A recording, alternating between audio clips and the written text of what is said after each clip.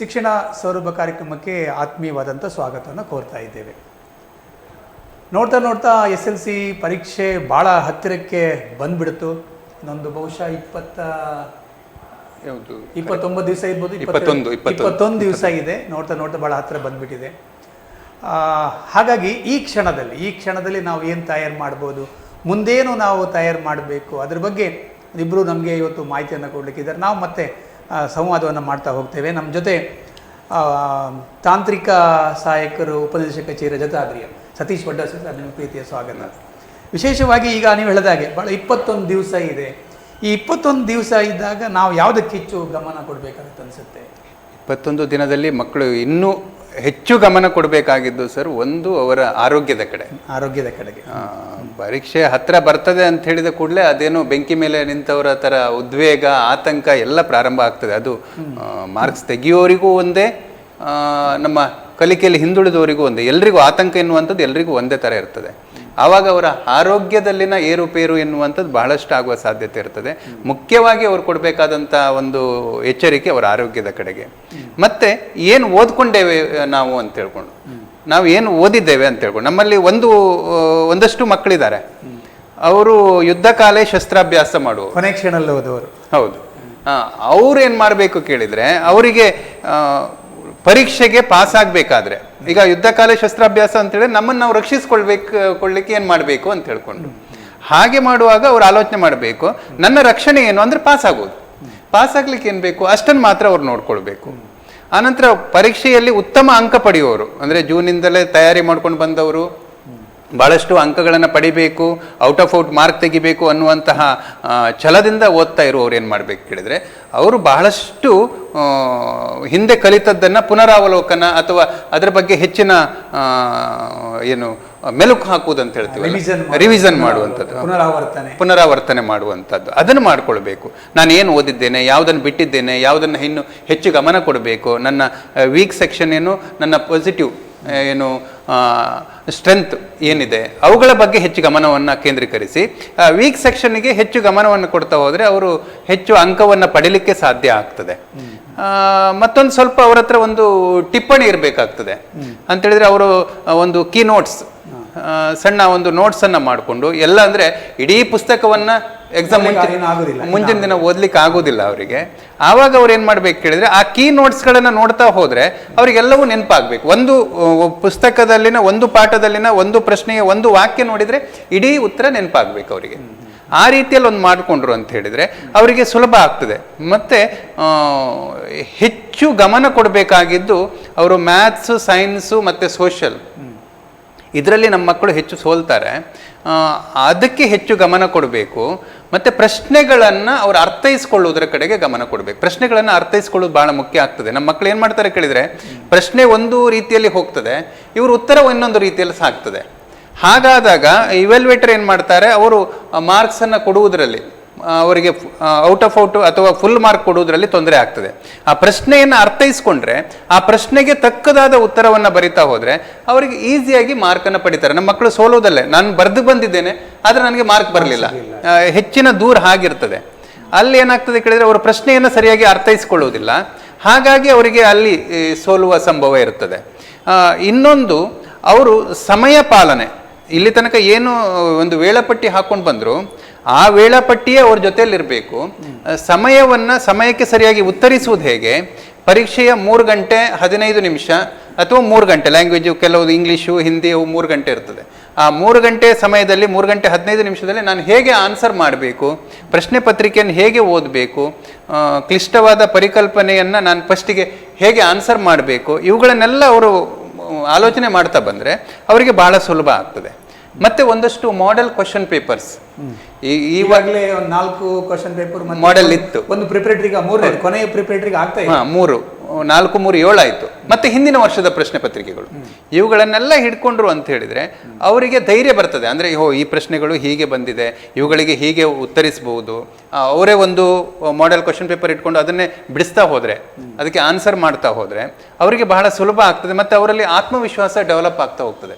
ಈ ಪರೀಕ್ಷೆಗೆ ಹೋಗುವಾಗ ಅವರಿಗೆ ಆತಂಕ ಏನು ಕೇಳಿದರೆ, ಆ ಪ್ರಶ್ನೆ ಬಂದರೆ ಏನು ಮಾಡೋದು, ಈ ಪ್ರಶ್ನೆ ಬಂದರೆ ಏನು ಮಾಡೋದು, ನಾನು ಉತ್ತರ ಬರೆಯೋದು ಹೇಗೆ, ಆ ಆತಂಕ ಎಲ್ಲ ಇರುತ್ತಲ್ಲ, ಅದನ್ನು ಅವರು ದೂರಪಡಿಸ್ಕೊಳ್ಬೇಕಾದ್ರೆ ಅವ್ರು ಮಾಡಬೇಕಾಗಿದ್ದು ಒಂದಷ್ಟು ಪ್ರಶ್ನೆ ಪತ್ರಿಕೆಗೆ ಅವರೇ ಉತ್ತರಿಸ್ತಾ ಹೋಗುವಂಥದ್ದು, ಸಮಯವನ್ನು ಇಟ್ಕೊಳ್ಳುವಂಥದ್ದು. ಒಂದು 3 ಗಂಟೆ ಇಷ್ಟು ಪ್ರಶ್ನೆಗೆ ನಾನು ಉತ್ತರ ಬರೆದೆ, ಇಷ್ಟು ಪ್ರಶ್ನೆ ಪತ್ರಿಕೆಗಳನ್ನು ನಾನು ಸೊಲ್ಯೂಷನ್ ಮಾಡಿದೆ ಅಂತ ಹೇಳ್ಕೊಂಡು ಬಂದರೆ ಅವರಿಗೆ ಆತ್ಮವಿಶ್ವಾಸ ಎನ್ನುವಂಥದ್ದು ಹೆಚ್ಚಾಗ್ತಾ ಹೋಗ್ತದೆ ಸರ್. ಖಂಡಿತ ನೀವು ಹೇಳಿದ ಮತ್ತು ಬಹಳ ಮುಖ್ಯವಾಗಿ ಆರೋಗ್ಯ ಬಹಳ ಮುಖ್ಯ. ಇತ್ತೀಚೆಗೆ ಒಂದು ಜ್ವರ ನೋಡ್ತಾ ಇದ್ದೀವಿ, ಮತ್ತೆ ಈ ಕೋಳಿ ಕಂಠ ಬಿಸಿಲು ಜಾಸ್ತಿ ಆದ ಹಾಗೆ. ಹಾಗಾಗಿ ಆರೋಗ್ಯದ ಬಗ್ಗೆ ಬಹಳ 21 ಕೂಡಿಸು ಪ್ಲಸ್ 10 ದಿವಸ ಆರೋಗ್ಯದ ಬಗ್ಗೆ ಹೆಚ್ಚು ಜೋಪಾನವಾಗಿರುವಂಥದ್ದು, ಆಹಾರ ಪದಾರ್ಥಗಳ ಬಗ್ಗೆ ಕೂಡ ಜೋಪಾನವಾಗಿರುವಂಥದ್ದು. ಈ ಜಾತ್ರೆ, ಮದುವೆ ಮತ್ತು ಬೇರೆ ಬೇರೆ ಕಾರ್ಯಕ್ರಮ ಅಂತ ಹೇಳಿ ಹೋದ್ರೂ ಕೂಡ ಹೋಗಬಾರದು ಅಂತ ಹೇಳಕ್ ಆಗಲ್ಲ, ಹೋದ್ರೂ ಕೂಡ ಬಹಳ ಎಚ್ಚರಿಕೆಯಿಂದ ಆಹಾರದ ಬಗ್ಗೆ ಗಮನವನ್ನು ಕೊಡ್ಬೋದು. ಎಷ್ಟು ಅವಾಯ್ಡ್ ಮಾಡ್ಲಿಕ್ಕಾಗತ್ತೆ ಅದನ್ನ ಮಾಡ್ಲಿಕ್ಕೆ ಪ್ರಯತ್ನಿಸುವಂಥದ್ದು. ಹಾಗಾಗಿ ಎಲ್ಲಕ್ಕಿಂತ ನೀವು ಹೇಳಿದಾಗೆ ಮತ್ತೆ ಆದಷ್ಟು ಅವರು ಹೊರಗಡೆ ತಿನ್ನುವುದನ್ನ ಕಡಿಮೆ ಮಾಡಬೇಕು. ಮನೆ ಊಟವನ್ನೇ ಮಾಡ್ತಾ ಹೋದ್ರೆ ಅವ್ರ ಆರೋಗ್ಯ ಚೆನ್ನಾಗಿರ್ತದೆ. ಮತ್ತೆ ಹೆಚ್ಚು ನೀರು ಕುಡಿಯುವಂಥದ್ದು. ಈಗ ಬೇಸಿಗೆ ಸ್ಟಾರ್ಟ್ ಆಗಿದೆ, ಈಗ ನೀವು ಕೋಳಿ ಕಣ್ಣು ಅಥವಾ ಅವೆಲ್ಲ ಬಾಡಿ ಹೀಟಿಂದ ಬರುವಂಥದ್ದು.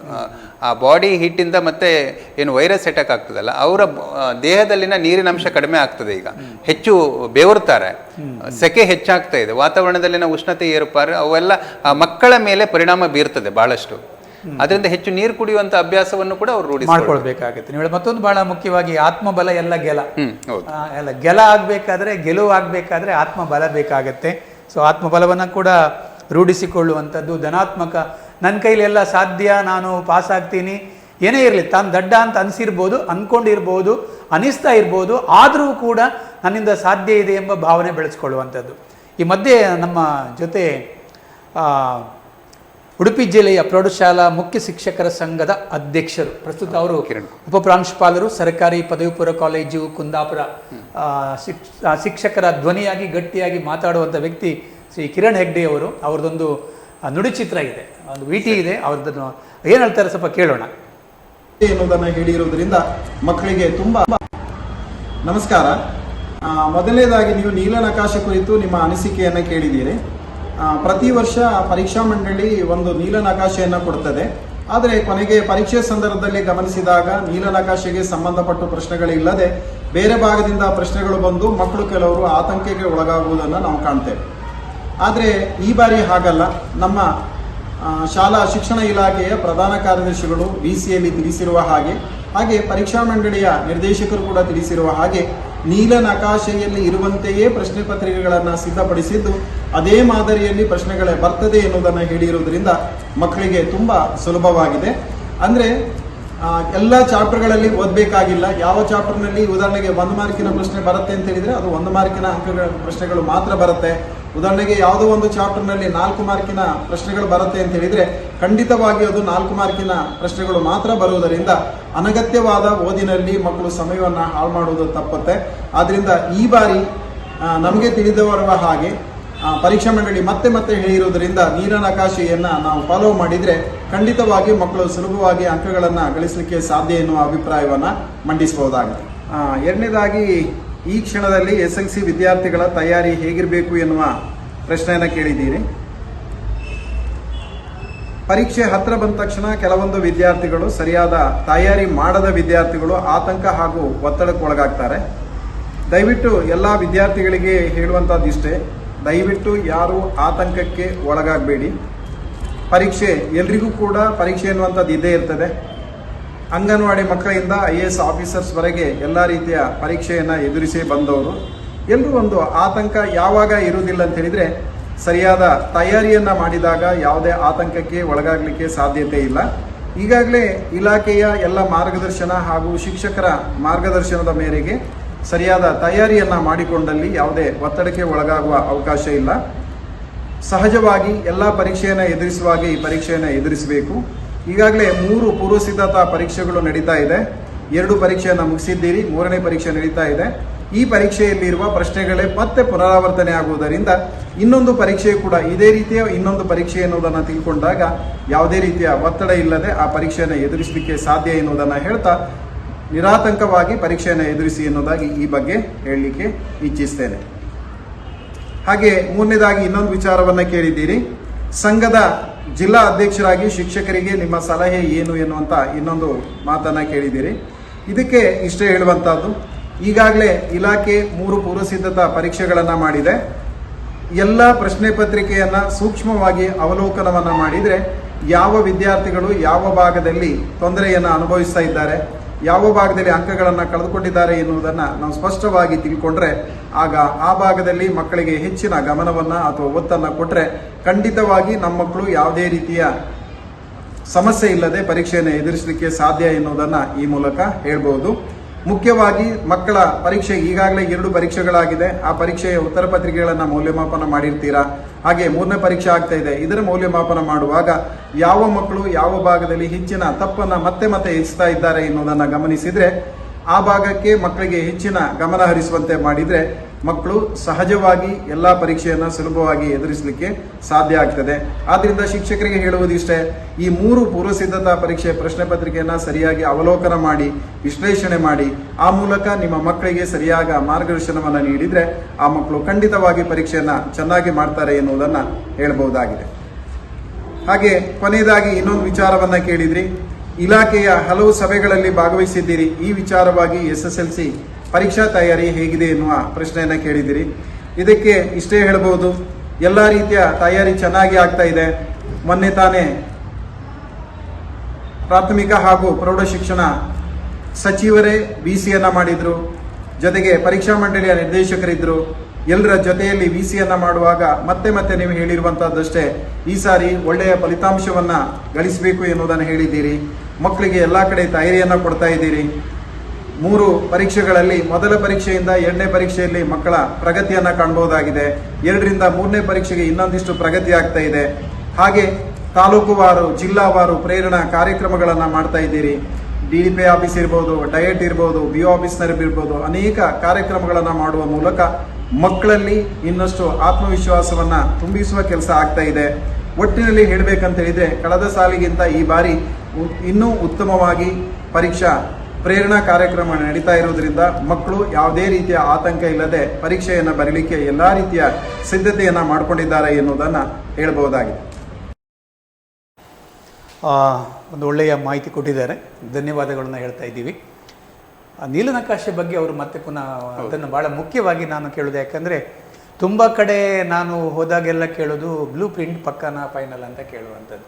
ಸೊ ಇವ್ರು ಹೇಳ್ತಾರೆ ನೀಲನಕಾಶೆ ಖಂಡಿತವಾಗಿ ಯಾವುದೇ ಬದಲಾವಣೆ ಆಗೋದಿಲ್ಲ, ಆದರೆ ಹಾಗೆ ಇರ್ತದೆ.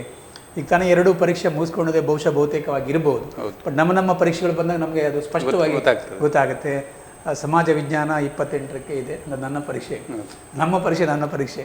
ಸೊ ಅದರಿಂದಾಗಿ ಏನೇ ಇರಲಿ, ಇಲಾಖೆಯವರು ಭಾಳ ಪಕ್ಕವಾಗಿ ನಮ್ಮ DDP ಸಾಹೇಬ್ರವರು ಕೂಡ ಮತ್ತು ಎಲ್ಲ ಬಹುತೇಕ ಇಲಾಖೆಯವರು ಬ್ಲೂ ಪ್ರಿಂಟನ್ನು ನಾವು ಖಂಡಿತವಾಗಿ ಅನುಸಾರ ಮಾಡ್ತೀವಿ, ಅದೇ ರೀತಿಯಲ್ಲಿ ಇರುತ್ತೆ ಅಂತ ಹೇಳಿದ್ದಾರೆ. ಹಾಗಾಗಿ ವಿದ್ಯಾರ್ಥಿಗಳು ಯಾವುದೇ ಒಂದು ಗೊಂದಲ ಬೇಡ, ಖಂಡಿತವಾಗಿ ಕೂಡ ಇಲಾಖೆ ಏನು ಕೊಟ್ಟಿದೆ ಅದರ ಪ್ರಕಾರವೇ ಇರುತ್ತೆ ಎಂಬುದಕ್ಕೆ ಈಗಾಗಲೇ ಮಾನ್ಯ ಕಿರಣ್ ಹೆಗ್ಡೆ ಅವರು ಕೂಡ ಅದಕ್ಕೆ ಒತ್ತಾಸೆ ನೀಡಿದ್ದಾರೆ. ಮತ್ತು ಕೊನೆಯ ಕ್ಷಣಗಳಲ್ಲಿ ನಾವು ಅದನ್ನು ಚರ್ಚೆ ಮಾಡ್ತಾ ಇತ್ತು. ಮತ್ತು ಈ ಇಲಾಖೆ ಕೂಡ ಹಾಗೆ ಯಾವುದೆಲ್ಲ ತಯಾರಿಗಳು ಬೇಕು ಅದನ್ನು ಕೂಡ ಒಂದು ಸರಿಸುಮಾರಾಗಿ ಮಾಡಿಕೊಂಡಿದೆ. ಒಟ್ಟಲ್ಲಿ ಅವರ ಒಟ್ಟು ಮಾತಿನ ಆಶಯ ಏನಂತ ಹೇಳಿದರೆ, ಒಂದು ಈ ಬಾರಿಯ SLCಗೆ ಎಕ್ಸಾಮಿನೇಷನ್ಗೆ ಯಾವ ರೀತಿಯಲ್ಲಿ ಒಂದು ವ್ಯವಸ್ಥೆ ಆಗಬೇಕಾಗಿದೆ ಆ ಎಲ್ಲ ತಯಾರಿಗಳು ಒಂದು ಹಂತಕ್ಕೆ ಬಂದು ನಿಂತಿದೆ. ಅಂದರೆ ನೀವು ಹಿಂದಿನ ಒಂದು ಹೇಳಿದ್ದೀರಿ, ನಮ್ಯತೆ ಮತ್ತು ಪರೀಕ್ಷೆ ವಿದ್ಯಾರ್ಥಿ ಸ್ನೇಹಿ ಎಂಬ ಶಬ್ದ ಪ್ರಯೋಗ ಮಾಡಿದ್ದೀರಿ ನೀವು.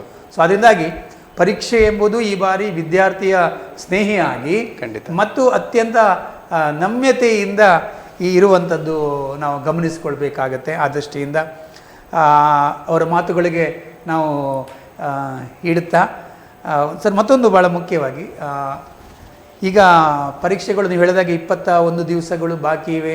ಒಂದು ಕೊನೆಯ ಹಂತದ ಪ್ರಿಪರೇಟರಿ ಪೂರ್ವ ಪರೀಕ್ಷೆಗಳು ಆಗ್ತಾ ಇವೆ. ಇನ್ನೂ ಕೂಡ ಕೆಲವೊಮ್ಮೆ ಒತ್ತಡಗಳು ಉಂಟಾಗೋದಿಲ್ಲ ಮಕ್ಕಳಿಗೆ. ಇನ್ನೂ ಕೂಡ ಹತ್ರ ಬಂದಾಗ ಒತ್ತಡ ಆಗುವುದು ತುಂಬ ಜಾಸ್ತಿ ಅಂತ. ಖಂಡಿತ. ಅಂದರೆ ಮಕ್ಕಳಿಗೆ ಏನಾಗ್ತದೆ ಕೇಳಿದರೆ, ಪರೀಕ್ಷೆ ಹತ್ತಿರ ಬಂದ ಹಾಗೆ ಅವರಿಗೆ ಭಯ ಸ್ಟಾರ್ಟ್ ಆಗ್ತದೆ. ನಾನು ಉತ್ತರಿಸ್ತೀನಾ? ಅವ್ರಿಗೆ ಏನಾಗ್ತದೆ ಕೇಳಿದ್ರೆ, ಅವರು ಓದಿದ್ದಕ್ಕಿಂತ ಹೆಚ್ಚು ಇರದೇ ಇರುವಂಥ ಭಾಗಗಳಿರ್ತದಲ್ಲ, ಅವರು ಅದನ್ನು ಟಚ್ ಮಾಡಿರೋದಿಲ್ಲ. ಪುಸ್ತಕವನ್ನು ಮಡಚಿಕೊಂಡು ನಾನು ಇದು ಓದಲಿಲ್ಲ, ಇದು ಈ ಪ್ರಶ್ನೆ ಬಂದ್ರೆ ಎಂತ ಮಾಡೋದು, ಆ ಪ್ರಶ್ನೆ ಬಂದ್ರೆ ಎಂತ ಮಾಡೋದು, ಆ ಗೊಂದಲಗಳಿಂದಾಗಿ ಅವರಿಗೆ ಭಯ ಬೀಳ್ತಾರೆ. ಮಕ್ಕಳು ಆ ಭಯವನ್ನ ಬಿಡಬೇಕು. ಮೊದಲು ನನಗೆ ಎಷ್ಟು ಗೊತ್ತಿದೆ, ನಾನು ಎಷ್ಟು ಉತ್ತರಿಸಬಲ್ಲೆ, ಅದರ ಮೇಲೆ ಅವರಿಗೆ ಆತ್ಮವಿಶ್ವಾಸ ಇದ್ರೆ ಖಂಡಿತ ಅವರು ಆ ವೀಕರ್ ಸೆಕ್ಷನ್ ಏನಿದೆ ಅಥವಾ ಅವರು ಓದದೇ ಇರುವುದೇನಿದೆ ಅದ್ರ ಬಗ್ಗೆಯೂ ಕೂಡ ಉತ್ತರಿಸಬಲ್ಲರು. ಈಗ ಮಕ್ಕಳು ಪರೀಕ್ಷೆ ಹೋಗುವಾಗ ಏನು ಆತಂಕ ಇರ್ತದೆ, ಪರೀಕ್ಷೆ ಪ್ರತಿ ವರ್ಷ ನೋಡುದು ನಾವು, ಪರೀಕ್ಷೆ ಬರೆದು ಬರುವಾಗ ಅವ್ರು ರಿಲ್ಯಾಕ್ಸ್ ಇರ್ತದೆ. ಅದೇ ರಿಲ್ಯಾಕ್ಸ್ ಅನ್ನ ಅವ್ರು ಮೊದಲೇ ಮಾಡ್ಕೊಂಡು ಹೋದ್ರೆ, ನಾನು ಇಷ್ಟು ಉತ್ತರವನ್ನ ಬರಿತೇನೆ, ಇಷ್ಟು ಪ್ರಶ್ನೆಗಳಿಗೆ ಉತ್ತರಿಸ್ತೇನೆ, ನಾನು ಎಲ್ಲವನ್ನ ಓದ್ಕೊಂಡಿದ್ದೇನೆ, ಅವ್ರು ಹೇಳ್ಕೊಂಡ್ರೆ ಅವರಿಗೆ ಆ ಭಯ ಮತ್ತು ಆತಂಕ ಇರುವುದಿಲ್ಲ. ಮಕ್ಕಳು ಒತ್ತಡವನ್ನ ಯಾಕೆ ಪಡ್ಕೊಳ್ತಾರೆ ಕೇಳಿದ್ರೆ, ಇರುವುದಕ್ಕಿಂತ ಇಲ್ಲದೆ ಇರುವುದರ ಕಡೆಗೆ ಗಮನ ಜಾಸ್ತಿ, ಹೆಚ್ಚು ಗಮನ ಕೊಡ್ತಾರೆ. ಅಂದ್ರೆ ನನಗೆ ಏನು ಗೊತ್ತಿಲ್ಲ, ಪುಸ್ತಕ ಮಡಚಿ ಇಟ್ಕೊಳ್ತಾರೆ, ಒಂದು ಪಾಠದ ಪ್ರಶ್ನೆಯನ್ನು ನೆನ್ಪು ಮಾಡ್ಕೊಳ್ತಾರೆ, ನೆನಪಿಗೆ ಬರುವುದಿಲ್ಲ. ಆವಾಗ ಆತಂಕ ಸ್ಟಾರ್ಟ್ ಆಗ್ತದೆ, ಭಯ ಸ್ಟಾರ್ಟ್ ಆಗ್ತದೆ ಅವರಿಗೆ. ನನಗೆ ಎಂಥದ್ದು ನೆನಪಿಲ್ಲ ಹಾಗಿದ್ರೆ ಅಂತ ಹೇಳ್ಕೊಂಡು. ಅದೇ ಒಂದು ಪ್ರಶ್ನೆ ಪತ್ರಿಕೆ, ನಾನು ಆಗ ಹೇಳಿದ್ನಲ್ಲ, ಪ್ರಶ್ನೆ ಪತ್ರಿಕೆಯನ್ನು ಸಾಲ್ವ್ ಮಾಡ್ಬೇಕಂತ ಹೇಳ್ಕೊಂಡು ಒಂದಷ್ಟು ಪ್ರಶ್ನೆ ಪತ್ರಿಕೆಗಳನ್ನು ತಕೊಂಡು ಅವರು ಸಾಲ್ವ್ ಮಾಡ್ತಾ ಬಂದಾಗ ಅವರಲ್ಲಿ ಆತ್ಮವಿಶ್ವಾಸ ಬೆಳೀತದೆ, ಆ ಹೆದರಿಕೆ ಹೋಗ್ತದೆ.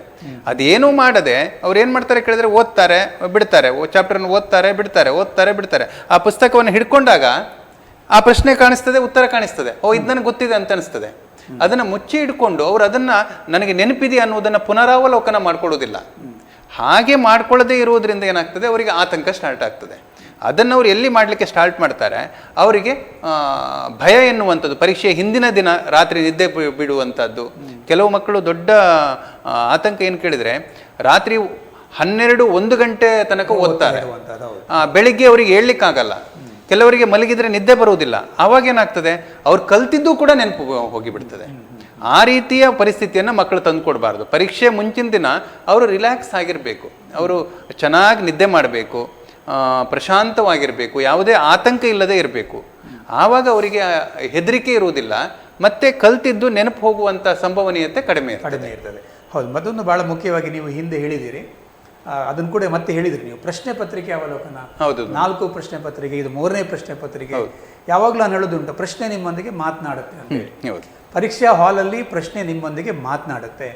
ಅದು ಏನು ಕೇಳುತ್ತೆ, ಯಾವ ವಿಚಾರವನ್ನು ಕೇಳುತ್ತೆ, ಹೇಗೆ ಕೇಳುತ್ತೆ, ಎಷ್ಟರ ಮಟ್ಟಿಗೆ ಕೇಳುತ್ತೆ, ಯಾವ ಅಂಶಗಳು ಬೇಕು. ಉದಾಹರಣೆಗೆ ನಾವು ಸಮಾಜ ವಿಜ್ಞಾನಕ್ಕೆ ಬಂದರೆ ಅಲ್ಲಿ ಈ ಕೆಳಗಿನ ಪ್ರಶ್ನೆಗಳಿಗೆ 8 ವಾಕ್ಯ ಅಥವಾ ಅಂಶಗಳನ್ನು ನೋಡೋಣ ಅಂತ ಹೇಳುವಂಥದ್ದು, ಗಮನಿಸುವಂಥದ್ದು. ನೋಡೋಣ, ಕರೆ ಗಮನಿಸೋಣ. ಈಗ ನಮ್ಮ ಜೊತೆ ಕೊಂಡಳಿ ಪ್ರಭಾಕರ ಶೆಟ್ಟಿಯವರು, ಅಧ್ಯಕ್ಷರು, ಉಡುಪಿ ಜಿಲ್ಲಾ ಪ್ರೌಢಶಾಲಾ ಸಹಶಿಕ್ಷಕರ ಸಂಘದ ಅಧ್ಯಕ್ಷರು, ಅವರು ನಮ್ಮ ಸಂಪರ್ಕ ಮಾಡೋಣ. Hello hello sir. ಸರ್ ನಮಸ್ತೆ. ನಮಸ್ತೆ ಇಬ್ಬರಿಗೂ. ಸ್ವರ ಕೇಳ್ತಾ ಉಂಟಾ? ಸ್ವರ ಕೇಳ್ತಾ ಉಂಟು ಸರ್. ಹೇಗಿದ್ದೀರಿ ಸರ್? ಆರಾಮಾಗಿದ್ದೇವೆ. ಈಗ ಆರಾಮದಲ್ಲಿ ಇದ್ದೀರಿ? ಮಕ್ಕಳು ಟೆನ್ಷನ್ ಇದ್ದಾರಲ್ಲ ಸರ್?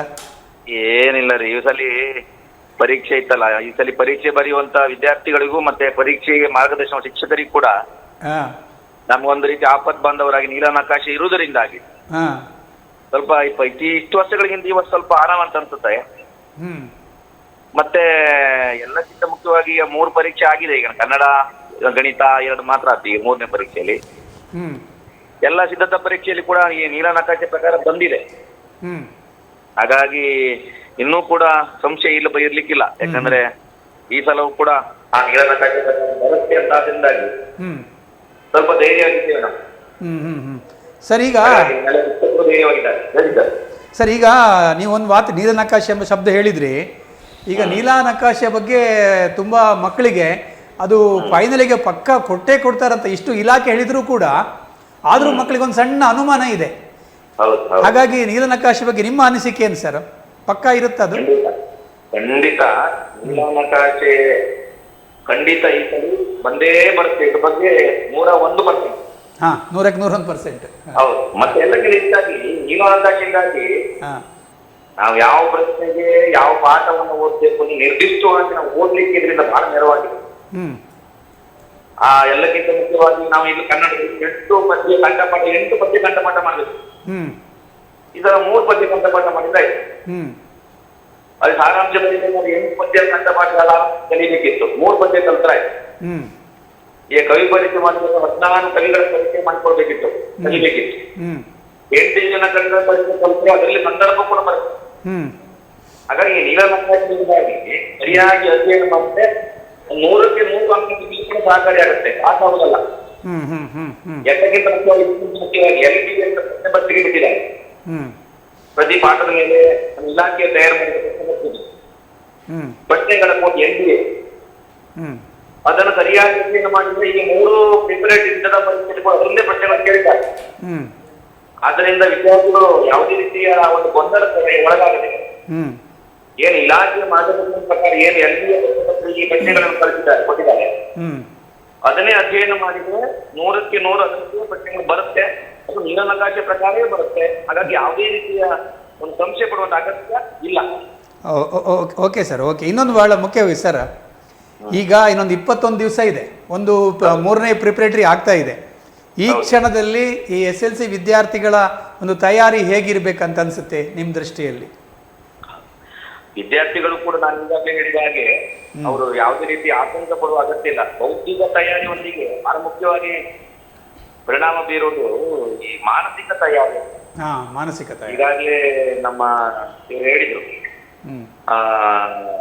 ಇವರು ನಿಮ್ಮ ನಾರೇಂದ್ರ ಸರ್ ಪ್ರಶ್ನೆಗೆ ಉತ್ತರ ಕೊಟ್ಟು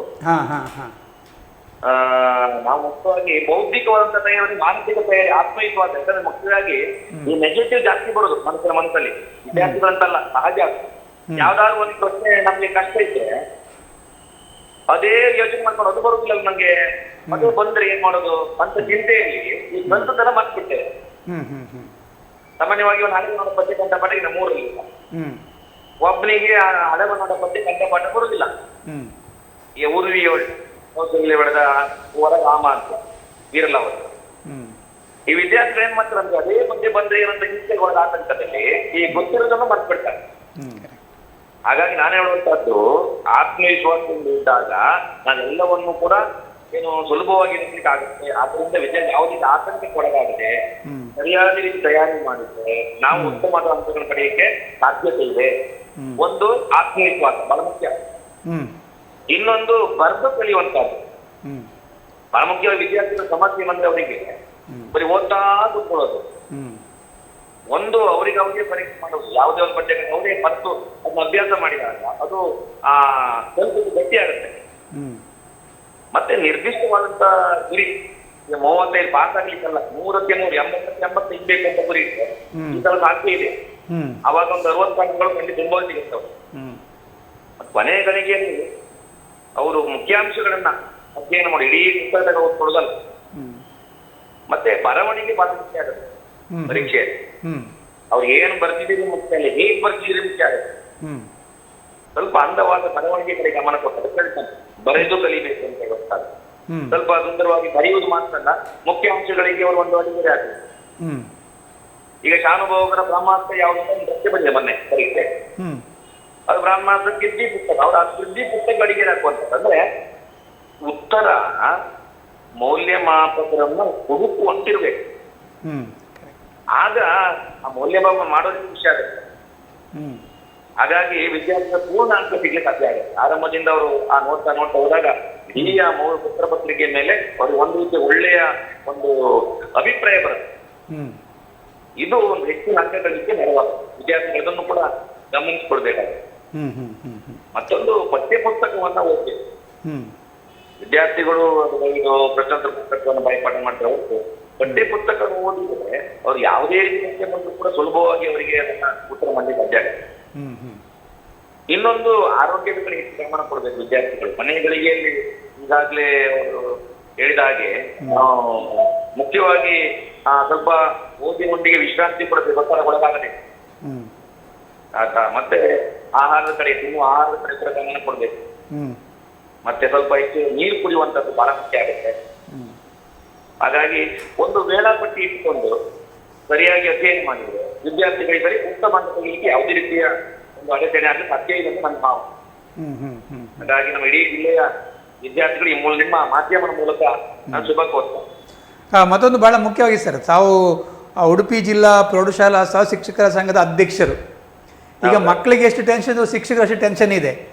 ನೀವು ಜಿಲ್ಲಾಧ್ಯಕ್ಷರಾಗಿ, ಸಹ ಶಿಕ್ಷಕ ಸಂಘ ಅಧ್ಯಕ್ಷರಾಗಿ ನಿಮ್ಮ ಶಿಕ್ಷಕರಿಗೆ, ನಮ್ಮ ಶಿಕ್ಷಕರು ನಿಮ್ಮ ಸಲಹೆ ಏನು? ಅಲ್ಲ, ನೀವು ಒಳ್ಳೆ ಪ್ರಶ್ನೆ ಕೇಳಿ. ಈ ಸಲ ಒತ್ತಡ ಮಕ್ಕಳಿಗಿಂತ ಶಿಕ್ಷಕರ ಮೇಲೆ ಜಾಸ್ತಿ ಇದೆ. ಯಾಕೆಂದ್ರೆ ಅವರಿಗೆ 10ನೇ ತರಗತಿ ಬಂದಿದ್ದಾರೆ, ಅವರಿಗೆ ಅಕ್ಷರ ವರ್ಣಮಾಲೆಯ ಪರೀಕ್ಷೆಗೆ ಹೋಗಿದ್ದಾರೆ, ಬರೀಲಿಕ್ಕೆ ಬಾರದವರಿದ್ದಾರೆ. ಈಗ ನಾವು ಏನ್ ಬರೀಬೇಕು ಅಂತ ಕಲ್ಸ್ಬೇಕಾದ್ರೆ ಅವ್ರಿಗೆ ಬರೀಲಿಕ್ಕೆ ಬರ್ಬೇಕು. ಅವ್ರಿಗೆ ಕನ್ನಡ ಬರೆಯುವುದಕ್ಕೆ ಬರದೆ ನೀವು ಸಮಾಜವನ್ನ, ಗಣಿತವನ್ನ, ವಿಜ್ಞಾನವನ್ನ ಯಾವ ರೀತಿ ಬರೀಬೇಕು ಆ ರೀತಿ ಆತಂಕದಲ್ಲಿ ಇದು ಇಡೀ ನನ್ನಕ್ಕೆ ಒತ್ತಡದಿಂದ ನಮ್ಮ ಶಿಕ್ಷಕರ ಸಮುದಾಯ ಯಾವುದು ಉಡುಪಿ ಜಿಲ್ಲೆ. ಆದ್ರೆ ನಾನು ಈ ಮೂಲಕ ಕಿವಿ ಮಾತು ಹೇಳೋದು, ಅವನು ಪ್ರಾಮಾಣಿಕ ಪ್ರಯತ್ನವನ್ನು ಮಾಡುವ ಅಕ್ಷರ ಭಾಗವನ್ನು ಕೂಡ ಪಾಸ್ ಆಗುವಂತ ಸಾಧ್ಯತೆ ಇದೆ. ಪ್ರಯತ್ನ ಮಾಡಿದ್ರೆ ಸಾಧ್ಯತೆ ಇದೆ. ನಾವು ಯಾವುದಕ್ಕೆ ಒತ್ತು ಕೊಡಬೇಕು ಅಂತಕ್ಕೆ ಅಷ್ಟಕ್ಕೆ ಸೀಮಿತಗೊಳಿಸಿ ಅವ್ರ ಅಧ್ಯಯನ ಮಾಡುವ ರೀತಿ ನಾವು ಪ್ರಯತ್ನವನ್ನು ಮಾಡೋಣ. ನಾವು ಕೂಡ ಒತ್ತಡಕ್ಕೊಳಗಾಗದೆ ಪ್ರಯತ್ನ ಮಾಡಿದಾಗ ಒಳ್ಳೆ ಫಲ ಖಂಡಿತ ಸಿಗುತ್ತೆ. ಯಾಕೆಂದ್ರೆ ಈ ಸಲ ಯಾವ ಹಿಂದಿನ ಹಲವಾರು ವರ್ಷಗಳಿಂದ ಇತ್ತೀಚಿನ ವಿದ್ಯಾರ್ಥಿಗಳು ಪಾಸ್ ಮಾಡಬೇಕಾದ್ರೆ ನಮ್ಮ ಅಧ್ಯಾಪಕರು ಮನೆಯ ದಂಡ ಮಂತ್ರ ಪ್ರಯೋಗ ಮಾಡಬೇಕು. ಆ ರೀತಿಯ ಪರಿಸ್ಥಿತಿ ಇದೆ. ಈಗಾಗಲೇ ಇಲಾಖೆ ಕೂಡ ಗಮನ ಹರಿಸಬೇಕು. ಯಾಕಂದ್ರೆ 10ನೇ ತರಗತಿ ಈ ರೀತಿ ಬಂದಾಗ ನಮ್ಮ ಶಿಕ್ಷಕರಿಗೆ ಬಹಳ ಒತ್ತಡ ಬರುತ್ತೆ. ಆದ್ರಿಂದ ನಾನು ಹೇಳುವಂತದ್ದು, ನಾವು ಆರೋಗ್ಯವಂತರಿದ್ದಾಗ ಶಿಕ್ಷಕರಿಗೆ ಮತ್ತು ವಿದ್ಯಾರ್ಥಿಗಳಿಗೆ ಸರಿಯಾದ ಮಾರ್ಗದರ್ಶನ ಮಾಡ್ಲಿಕ್ಕೆ ಆಗುತ್ತೆ. ಅದರಿಂದ ಶಿಕ್ಷಕರಿಗೆ ನಮ್ಮ ಇಡೀ ಜಿಲ್ಲೆಯ ಶಿಕ್ಷಕರು ಪ್ರಾಮಾಣಿಕ ಪ್ರಯತ್ನವನ್ನು ಮಾಡ್ತಾ ಇದ್ದಾರೆ ಬೆಳಿಗ್ಗೆಯಿಂದ ಸಂಜೆ. ಹಾಗಾಗಿ ಆ ಪ್ರಯತ್ನವನ್ನು ಮಾಡೋಣ. ಆ ಪ್ರಯತ್ನ ಮಾಡಿದ್ದಕ್ಕೆ ಒಳ್ಳೆಯ ಫಲ ಖಂಡಿತ ಸಿಗುತ್ತೆ. ಆದ್ರಿಂದ ಯಾವುದೇ ಒತ್ತಡಕ್ಕೆ ಒಳಗಾಗಬಾರದು ಅನ್ನುವಂತ ಒಂದು ಮಾತನ್ನು ಈ ಮೂಲಕ ನಿಮಗೆ ಅವರಿಗೆ ಹೇಳಿ ಇಷ್ಟಪಡ್ತೇನೆ. ನಮ್ಮ ಪ್ರಯತ್ನವನ್ನು ಪ್ರಾಮಾಣಿಕ ಮಾಡೋಣ. ಇದುವರೆಗೆ ಮಾಡಿದ್ದೇವೆ, ಮುಂದೆ ಹಾಗೆ ಮಾಡೋಣ. ಓಕೆ ಸರ್, ಇಲಾಖೆಯ ಹಲವು ಸಭೆಯಲ್ಲಿ ತಾವು ಭಾಗವಹಿಸಿದ್ದೀರಿ. ಈ ದಿಸೆಯಲ್ಲಿ ಒಂದು ತಯಾರಿ ಹೇಗಿದೆ ಅನಿಸ್ತಾ ಇದೆ ಈ ಬಾರಿ ಉಡುಪಿ ಜಿಲ್ಲೆಯಲ್ಲಿ? ಹೌದು, ಈ ಸಲ ಇಲಾಖೆ ಕೂಡ ನಮ್ಮ ಈಗ ಆಡಳಿತ ವಿಭಾಗದ ಮುಖ್ಯಸ್ಥರಾಗಿರುವಂತಹ ನಮ್ಮ DDP ಲೋಕೇಶ್ ಸರ್ ಇರ್ಬೋದು, ಡಯಟಿನ ಮುಖ್ಯಸ್ಥರಾಗಿರುವಂತ ನಮ್ಮ ಅದು ಕಾಮತ್ ಅಶೋಕ್ ಕಾಮತ್ ಇರ್ಬೋದು, ಮತ್ತೆ ಅವರ ತಂಡ, ಮತ್ತೆ ಇಲ್ಲಿಯ BO ಮತ್ತು ಎಲ್ಲ ಅನುಷ್ಠಾನ ಅಧಿಕಾರಿಗಳು ಎಲ್ಲರೂ ಕೂಡ ಒಂದು ಒಳ್ಳೆ ರೀತಿಯ ಮಾರ್ಗದರ್ಶನ, ಅನೇಕ ಈಗ ತಾಲೂಕು ಮಟ್ಟದಲ್ಲಿ ಇರ್ಬೋದು, ಜಿಲ್ಲಾ ಮಟ್ಟದಲ್ಲಿ ಕಾರ್ಯಾಗಾರಗಳನ್ನ, ಬೇರೆ ಬೇರೆ ವಿಷಯ ಶಿಕ್ಷಕರ ಒಂದು ಸಮಾಲೋಚನಾ ಸಭೆಯನ್ನ ಯಶಸ್ವಿಯಾಗಿ ನಡೆಸಿದ್ದಾರೆ. ಮತ್ತೆ ಎಲ್ಲಾ ರೀತಿಯ ಮಾರ್ಗದರ್ಶನವನ್ನು ನೀಡಿದ್ದಾರೆ. ಮತ್ತೆ ಶಿಕ್ಷಕರ ಸ್ನೇಹಿಯಾಗಿ ಎಲ್ಲ ರೀತಿಯ ಯಾವುದೇ ರೀತಿಯಲ್ಲಿ ನಾವು ಒಂದು ಮಾಡದೆ ಅವರು ಎಲ್ಲ ರೀತಿಯಲ್ಲಿ ಒಂದು ಚೆನ್ನಾಗಿ ಕೆಲಸ ಮಾಡೋದಕ್ಕೆ ಮಾರ್ಗದರ್ಶನ ಮಾಡಿದ್ದಾರೆ. ಹಾಗಾಗಿ ಈ ತರ ನಮ್ಮ ಇಡೀ ಉಡುಪಿ ಜಿಲ್ಲೆಯ ಒಂದು ಇಲಾಖೆಯು ಕೂಡ ಬಹಳ ಚೆನ್ನಾದ ಮಾರ್ಗದರ್ಶನ ನೀಡಿದೆ. ಆ ದೃಷ್ಟಿಯಿಂದ ಉತ್ತಮ ಫಲಿತಾಂಶ ಖಂಡಿತ ಇದನ್ನು ಬರುತ್ತೆ ಅನ್ನೋ ಭರವಸೆ ನನಗಿದೆ. ಓಕೆ, ಖಂಡಿತವಾಗಿ ಸರ್. ಕೊನೆಯ ಪ್ರಶ್ನೆ, ಮಾಧ್ಯಮದ ಮೂಲಕ ನಮ್ಮ ವಿದ್ಯಾರ್ಥಿಗಳಿಗೆ, ಶಿಕ್ಷಕರಿಗೆ ಏನು ಹೇಳಕ್ಕೆ ಇಷ್ಟಪಡ್ತಾ ಇದ್ದೀರಿ ಸಂಘದ ಅಧ್ಯಕ್ಷರಾಗಿ? ಮಾಧ್ಯಮ ಮೂಲಕ, ಯಾಕಂದ್ರೆ ನೀವು ಕೂಡ ಬಹಳ ಚೆನ್ನಾಗಿ ಈ ಮಾಧ್ಯಮದ ಮೂಲಕ ಬೇರೆ ಬೇರೆ ವಿಷಯ ಶಿಕ್ಷಕರ ತರದ್ದು ಇರಬಹುದು, ಬೇರೆ ಬೇರೆ ರೀತಿಯ ಮಾರ್ಗದರ್ಶನ ಮೂಲಕ ನಮ್ಮ ಉಡುಪಿ ಜಿಲ್ಲೆ ಈ ಸಲ ಒಂದು ಒಳ್ಳೆಯ ಫಲಿತಾಂಶ ಒಂದು ಬರಬೇಕು ಅನ್ನೋ ದೃಷ್ಟಿಯಿಂದ ಈ ಚಾನಲ್ ಮೂಲಕ ನೀವು ಕೂಡ ನಿರಂತರವಾದ ಪ್ರಯತ್ನವನ್ನ ಮಾಡ್ತಾ ಇದ್ದೀರಿ. ಹಾಗಾಗಿ ನೀವು ಇಬ್ಬರಿಗೂ ಕೂಡ ಮತ್ತೆ ನ್ಯೂಸ್ ಚಾನಲ್ ಮುಖ್ಯಸ್ಥರಿಗೂ ಕೂಡ ನಾನು ಈ ಮೂಲಕ ಅಭಿನಂದನೆಗಳನ್ನ ಧನ್ಯವಾದ ಅರ್ಪಿಸ್ತೇನೆ. ಈ ನಿಮ್ಮ ಮಾಧ್ಯಮದ ಮೂಲಕ ನಾನು ಹೇಳೋದಿಷ್ಟೇ, ಯಾವುದೇ ರೀತಿಯ ಒಂದು ಆತಂಕಕ್ಕೆ ಒಳಗಾಗದೆ ಈ ಸಲ ನಾವು 3 ವಿಧದ ಪರೀಕ್ಷೆಯಲ್ಲಿ ಎದುರಿಸಿದ್ದೇವೆ. ಆ 3 ಪರೀಕ್ಷೆ ಕೂಡ ನಮ್ಮ ನಿಯಮಕಾಶೆ ಪ್ರಕಾರವೇ ಬಂದಿರೋದ್ರಿಂದ ನಾವು ಕೊನೆಯ ಪರೀಕ್ಷೆ ಕೂಡ ಅದೇ ರೀತಿ ಬರ್ತದೆ. ಆ ದೃಷ್ಟಿಯಿಂದ ಈ ಸಲ ಪರೀಕ್ಷೆ ನಮ್ಗೆ ಉತ್ತಮ ಫಲಿತಾಂಶ ಖಂಡಿತ ಕೊಡುತ್ತೆ. ಮತ್ತೆ ಬೇರೆ ಬೇರೆ ಕಾರಣಗಳಿಂದಾಗಿ ನಮ್ಮ ಫಲಿತಾಂಶ ಹಿನ್ನಡೆ ಆಗಿರುತ್ತೆ ಹಿಂದಿನ ವರ್ಷಗಳಲ್ಲಿ. ಅದು ಈ ವರ್ಷ ಯಾವುದೇ ಕಾರಣಕ್ಕೆ ಬೆಲೆ ಆಗದೆ ಈ ಸಲವೂ ಕೂಡ ಉಡುಪಿ ಜಿಲ್ಲೆ ಇಡೀ ರಾಜ್ಯದ ಫಲಿತಾಂಶದಲ್ಲಿ ಪ್ರಥಮ ಸ್ಥಾನದಲ್ಲಿ ಇರುತ್ತೆ. ಹಾಗಾಗಿ ಯಾವುದೇ ರೀತಿ ಈ ಬಗ್ಗೆ ಆತಂಕ ಪಡುವ ಅಗತ್ಯ ಇಲ್ಲ. ಅದರಿಂದ ನಾವೆಲ್ಲ ಶಿಕ್ಷಕರು ನಾವೆಲ್ಲ ಒಟ್ಟಾಗಿ ಪ್ರಯತ್ನವನ್ನು ಮಾಡೋಣ ಅಂತ ಹೇಳ್ತಾ, ವಿದ್ಯಾರ್ಥಿಗಳು ಕೂಡ ಇದರಲ್ಲಿ ಯಾವುದೇ ರೀತಿಯ ಆತಂಕಕ್ಕೊಳಗಾಗಲಿ. 21 ದಿನ ಇದೆ, ಕೊನೆಯ ಗಡಿಯ ಪ್ರಯತ್ನ ಬಹಳ ಮುಖ್ಯ ಆಗುತ್ತೆ. ಅದರಿಂದ ಆ 21 ದಿನವನ್ನು ಕೂಡ ಸರಿಯಾದ ರೀತಿಯಲ್ಲಿ ಬಳಸಿಕೊಂಡಿದ್ದಲ್ಲಿ ನಿಮ್ಮ ಫಲಿತಾಂಶ ಉತ್ತಮ ರೀತಿಯಲ್ಲಿ ಬರ್ತದೆ. ಯಾಕಂದ್ರೆ ಪ್ರತಿಯೊಂದು ಅಂಕವು ಕೂಡ ಮುಖ್ಯ ಆಗುತ್ತೆ. 10ನೇ ತರಗತಿ ಅಂಕಗಳು ನಿಮ್ಮ ಮುಂದಿನ ತರಗತಿ ಸೇರ್ಪಡೆ ಆಗ್ತದೆ. ಈ ಅಂಕಗಳು ಬಹಳ ಮುಖ್ಯ ಪಾತ್ರ ವಹಿಸ್ತವೆ. ಆದ್ದರಿಂದ ವಿದ್ಯಾರ್ಥಿಗಳು ಪಾಸ್ ಆಗುವುದಲ್ಲ, ಹೆಚ್ಚು ಅಂಕಗಳ ಗಳಿಸುವ ನಿಟ್ಟಿನಲ್ಲಿ ಪ್ರಾಮಾಣಿಕ ಪ್ರಯತ್ನವನ್ನ ಮಾಡಬೇಕು.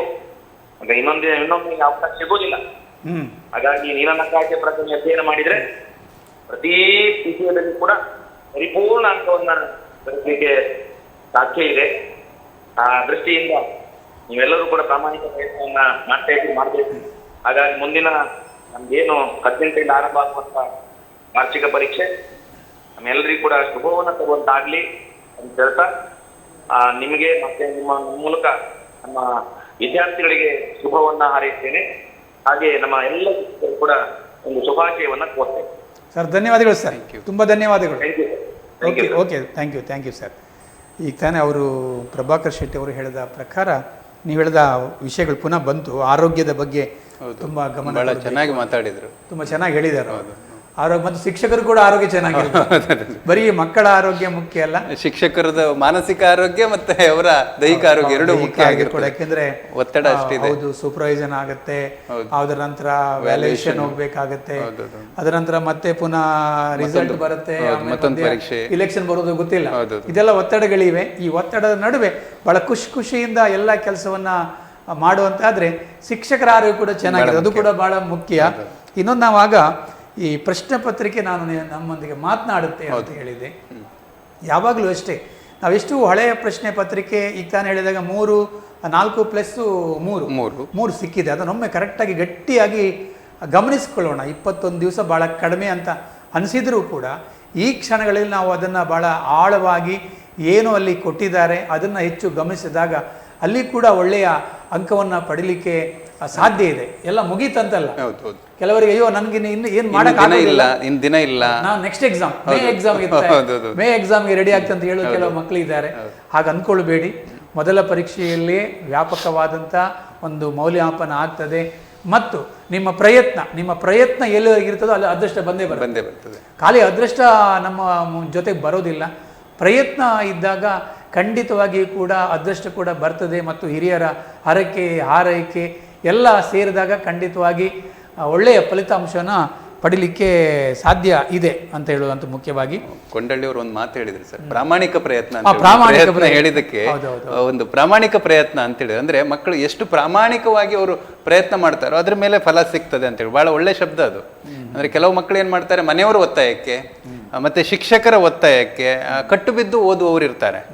ಅದು ಬಹಳ ದೊಡ್ಡ ದುರಂತ ಅಂತ ಹೇಳ್ಬೋದು. ಅವ್ರು ಏನು ಮಾಡ್ಲಿಕ್ಕೆ ಆಗುದಿಲ್ಲ. ಆಗ ಅವರು ಪ್ರಾಮಾಣಿಕವಾಗಿ ಪಾಸ್ ಆಗ್ಲಿಕ್ಕೆ ಪ್ರಯತ್ನಿಸಿದ್ರೆ ಏನೂ ಇಲ್ಲದವನು, ಅವ್ರು ಹೇಳಿದ್ರು ಅಕ್ಷರ ಬಾರದೇ ಇರುವವನು ಕೂಡ ಪಾಸ್ ಆಗ್ಬೋದು, ಇದೊಂದು ಒಳ್ಳೆ ಅವಕಾಶ ಅಂತ ಹೇಳ್ಕೊಂಡು. ಖಂಡಿತವಾಗಿ ಹೌದು, ಆ ಮಕ್ಕಳು ಪ್ರಾಮಾಣಿಕವಾಗಿ ನಾನು ಪಾಸ್ ಆಗಬೇಕು, ನಾನು ಉತ್ತಮ ಅಂಕ ಪಡಿಬೇಕು ಅಂತ ಹೇಳಿದ್ರೆ ಜಸ್ಟ್ ಪಾಸ್ ಆಗುವ ಗುರಿ ಅಲ್ಲ ಸರ್. ಅದು 60% ಅಥವಾ 70% ಗುರಿ ಹಾಕೊಂಡು ಹೋದ್ರೆ ಅವನು ಅಟ್ಲೀಸ್ಟ್ 50-60% ಗುರಿಯನ್ನು ತಲುಪ್ತಾನೆ. ಅವರ ಗುರಿ ದೊಡ್ಡದಿರಬೇಕು ಇದ್ರೆ ಅವರಿಗೆ ಖಂಡಿತವಾಗಿ ಪಾಸ್ ಆಗ್ಲಿಕ್ಕೆ ಆಗ್ತದೆ ಅಂತ ಹೇಳ್ಕೊಂಡು ಅದು ಬಹಳ ಮುಖ್ಯ ಆಗ್ತದೆ. ಅದ್ರ ಜೊತೆಲಿ ಮತ್ತೊಂದು ಅವರು ಹೇಳಿದ ನೆನಪಾಯ್ತು, ಇಲ್ಲಿ ಬರ್ಕೊಂಡಿದ್ದೇನೆ, ಬರೆದು ಕಲಿಯುವುದು, ಪಠಣ, ಮನನ, ಲೇಖನ, ಇದು ಬಹಳ ಮುಖ್ಯ. ಇದು ಒಳ್ಳೆಯ ಸೂತ್ರ, ಮತ್ತೆ ಎಲ್ಲವೂ ಸುಸೂತ್ರ. ಎಲ್ಲಿವರೆಗೆ ನಾವು ಬರಿತೀವಿ, ತುಂಬ ಸಲ ಓದಿರ್ಬೋದು, ನಾವು ತುಂಬ ಸಲ ಪಠಣ ಮಾಡಿದ್ದೀರಿ, ಮನನ ಎಲ್ಲ ಮಾಡಿದ್ದೀರಿ, ಅದರ ನಡುವೆ ಒಂದು ಸಲ ಬರೆದಿಲ್ಲ ಅಂತ ಹೇಳಿದ ಕೂಡಲೇ ನೀವು ಮತ್ತು 18ನೇ ತಾರೀಕಿಗೆ ಬರ್ಲಿಕ್ಕೆ ಶುರು ಮಾಡಿದ್ರೆ ಕೆಲವರಿಗೆ ಬರುವಾರ ಬಹುಶಃ ಬಿಡ್ತಾರೆ ಕಾಣ್ತದೆ. ಒಂದಿಷ್ಟು ಮಕ್ಕಳನ್ನ ಮನೆಗೆ ಬಿಡುವ ಕೆಲವು ಕಡೆ ಇರ್ಬೋದು, ನನ್ಗೆ ಗೊತ್ತಿಲ್ಲ. ನಮ್ಮ ವ್ಯವಸ್ಥೆಯಲ್ಲಿ ಇಲ್ಲ, ಸರ್ಕಾರಿ ವ್ಯವಸ್ಥೆಯಲ್ಲಿ ಇಲ್ಲ. ಏನಾದ್ರೂ ಕೆಲವರು ಬಿಡುವ ಅವಕಾಶಗಳು ಇದ್ರೆ ಬಿಟ್ಟರೆ ಮಕ್ಕಳು ಪೆನ್ ಬಿಡಬಾರ್ದು. ಅಲ್ಲ, ಬಿಡುವುದಂತೇಳಿ ಒಂದು ವ್ಯವಸ್ಥೆ ಆಗ್ತದೆ ಸರ್. ಈಗ ಯಾರು ಸ್ಕೋರ್ ಮಾಡ್ತಾರೆ ನೋಡಿ, ಈಗ ಔಟ್ ಆಫ್ ಔಟ್ ತೆಗಿಯೋರು ಅಥವಾ ಎಬವ್ 70 ಎಬವ್ ತೆಗಿಯೋರು, ಅಂದ್ರೆ 80ಯಲ್ಲಿ 70ಕ್ಕಿಂತ ಮೇಲೆ ತೆಗಿಯೋರಿಗೆ ಸ್ವಲ್ಪ ಗಮನ ಕಡಿಮೆ ಕೊಡುವ ಸಂಭವ ಇರ್ತದೆ. ಆವಾಗ ಅವರು ನನಗೆಲ್ಲ ಗೊತ್ತಿದೆ ಅಂತ ಹೇಳ್ಕೊಂಡು ಅವರು ಬರೆಯುವುದನ್ನು ಬಿಟ್ರೆ, ಓದುವುದನ್ನು ಬಿಟ್ರೆ ಆವಾಗ ಏನಾಗ್ತದೆ, ಅವರು ತೆಗೆಯುವ ಮಾರ್ಕ್ ಕಡಿಮೆ ಬರ್ತದೆ. ಆ ಸಂಭವನೀಯತೆ ಇರ್ತದೆ. ಅದು ಇರ್ಬೋದು. ಏನಂತ ಹೇಳಿದ್ರೆ ಕೆಲವು ಕಡೆ ಗುಂಪುಗಳು ಮಾಡ್ತಾರೆ, ಇವರು ಖಂಡಿತವಾಗಿ 70+ ಅಂತ ಅವ್ರನ್ನ ಹೊರಗಡೆ ಕುಳಿಸ್ಬಿಡ್ತಾರೆ. ಅಥವಾ ಇನ್ನು ಕೆಲವು ಮಕ್ಕಳು ಒಳಗಡೆ ಇರ್ಬೇಕು, ಕೆಳಗಡೆ ಹೊರಗಡೆ ಮತ್ತೆಲ್ಲ ಒಂದ್ ಕಡೆ ಹೀಗಿದ್ದಾಗ ಈ ಮಗು ಸ್ವಲ್ಪ ಕಾನ್ಸಂಟ್ರೇಷನ್ ಕಡಿಮೆ ಆದಾಗ ಆಗ ಕೂಡ ಅವರು ಕೂಡ ಎಚ್ಚರಿಕೆ ವಹಿಸ್ಕೊಳ್ಬೇಕು. ಹೆಚ್ಚು ಮಾರ್ಕು ಪಡೆಯೋರು ಕೂಡ ನಿಮ್ಮನ್ನ ಯಾಕೆ ಹೊರಗಿಟ್ಟಿದ್ದಾರೆ ಅಂತ ಹೇಳಿದ್ರೆ ನಿಮಗೆ ಹೇಳಿಕೊಡುವ ಅವಶ್ಯಕತೆ ಇಲ್ಲ. ನೀವು ಪ್ರಾಮಾಣಿಕವಾಗಿ ಓದ್ತೀರಿ, ಸ್ವಯಂ ಸ್ಟಡಿ ಮಾಡ್ತೀರಿ, ಸೆಲ್ಫ್ ಸ್ಟಡಿ ಅಂತ ಹೇಳ್ತೀವಿ. ನೀವು ಸ್ವ ಅಧ್ಯಯನ ಮಾಡುವುದರಿಂದ ಹೆಚ್ಚು ನಿಮಗೆ ಮನವರಿಕೆ ಆಗ್ತಾ ಇದೆ. ಆದಷ್ಟು ನಿಮಗೆ ಸ್ವಲ್ಪ ರಿಯಾಯಿತಿ ಕೊಟ್ಟಿದ್ದಾರೆ ಹೊರತು ಇಲ್ಲ ನಿಮ್ಮನ್ನು ಪೂರ್ಣ ಬಿಟ್ಟಾಗ ನಮ್ಮನ್ನು ಕೇಳಲ್ಲ, ಹಾಗೆ ಮಾಡಿ ನಿಮ್ಮ ಮಾರ್ಕ್ ಕಡಿಮೆ ಆಗುವಂಥದ್ದು ಗಮನಿಸುವಂಥದ್ದು. ಇನ್ನೊಂದು ಅದರ ಜೊತೆಯಲ್ಲಿ ಇನ್ನೊಂದು 2-3 ಅಂಶಗಳು ಗಮನಿಸ್ಕೊಳ್ಬೇಕಂತ ಅನಿಸ್ತದೆ. ಮತ್ತೊಂದು ಇರ್ತದೆ ಸರ್, ಈ ಮಕ್ಕಳು ಓದ್ತಾ ಈಗ ಒಂದು ಎಕ್ಸಾಮ್ ಆಯಿತು, 2ನೇ ಎಕ್ಸಾಮಲ್ಲಿ ಜಾಸ್ತಿ ಮಾರ್ಕ್ ಪಡಿತಾರೆ, 3ನೇ ಎಕ್ಸಾಮಲ್ಲಿ ಏನೋ ಒಂದು ಉದ್ದೇಶದಿಂದ ಕಡಿಮೆ ಮಾರ್ಕ್ ಬರ್ತದೆ.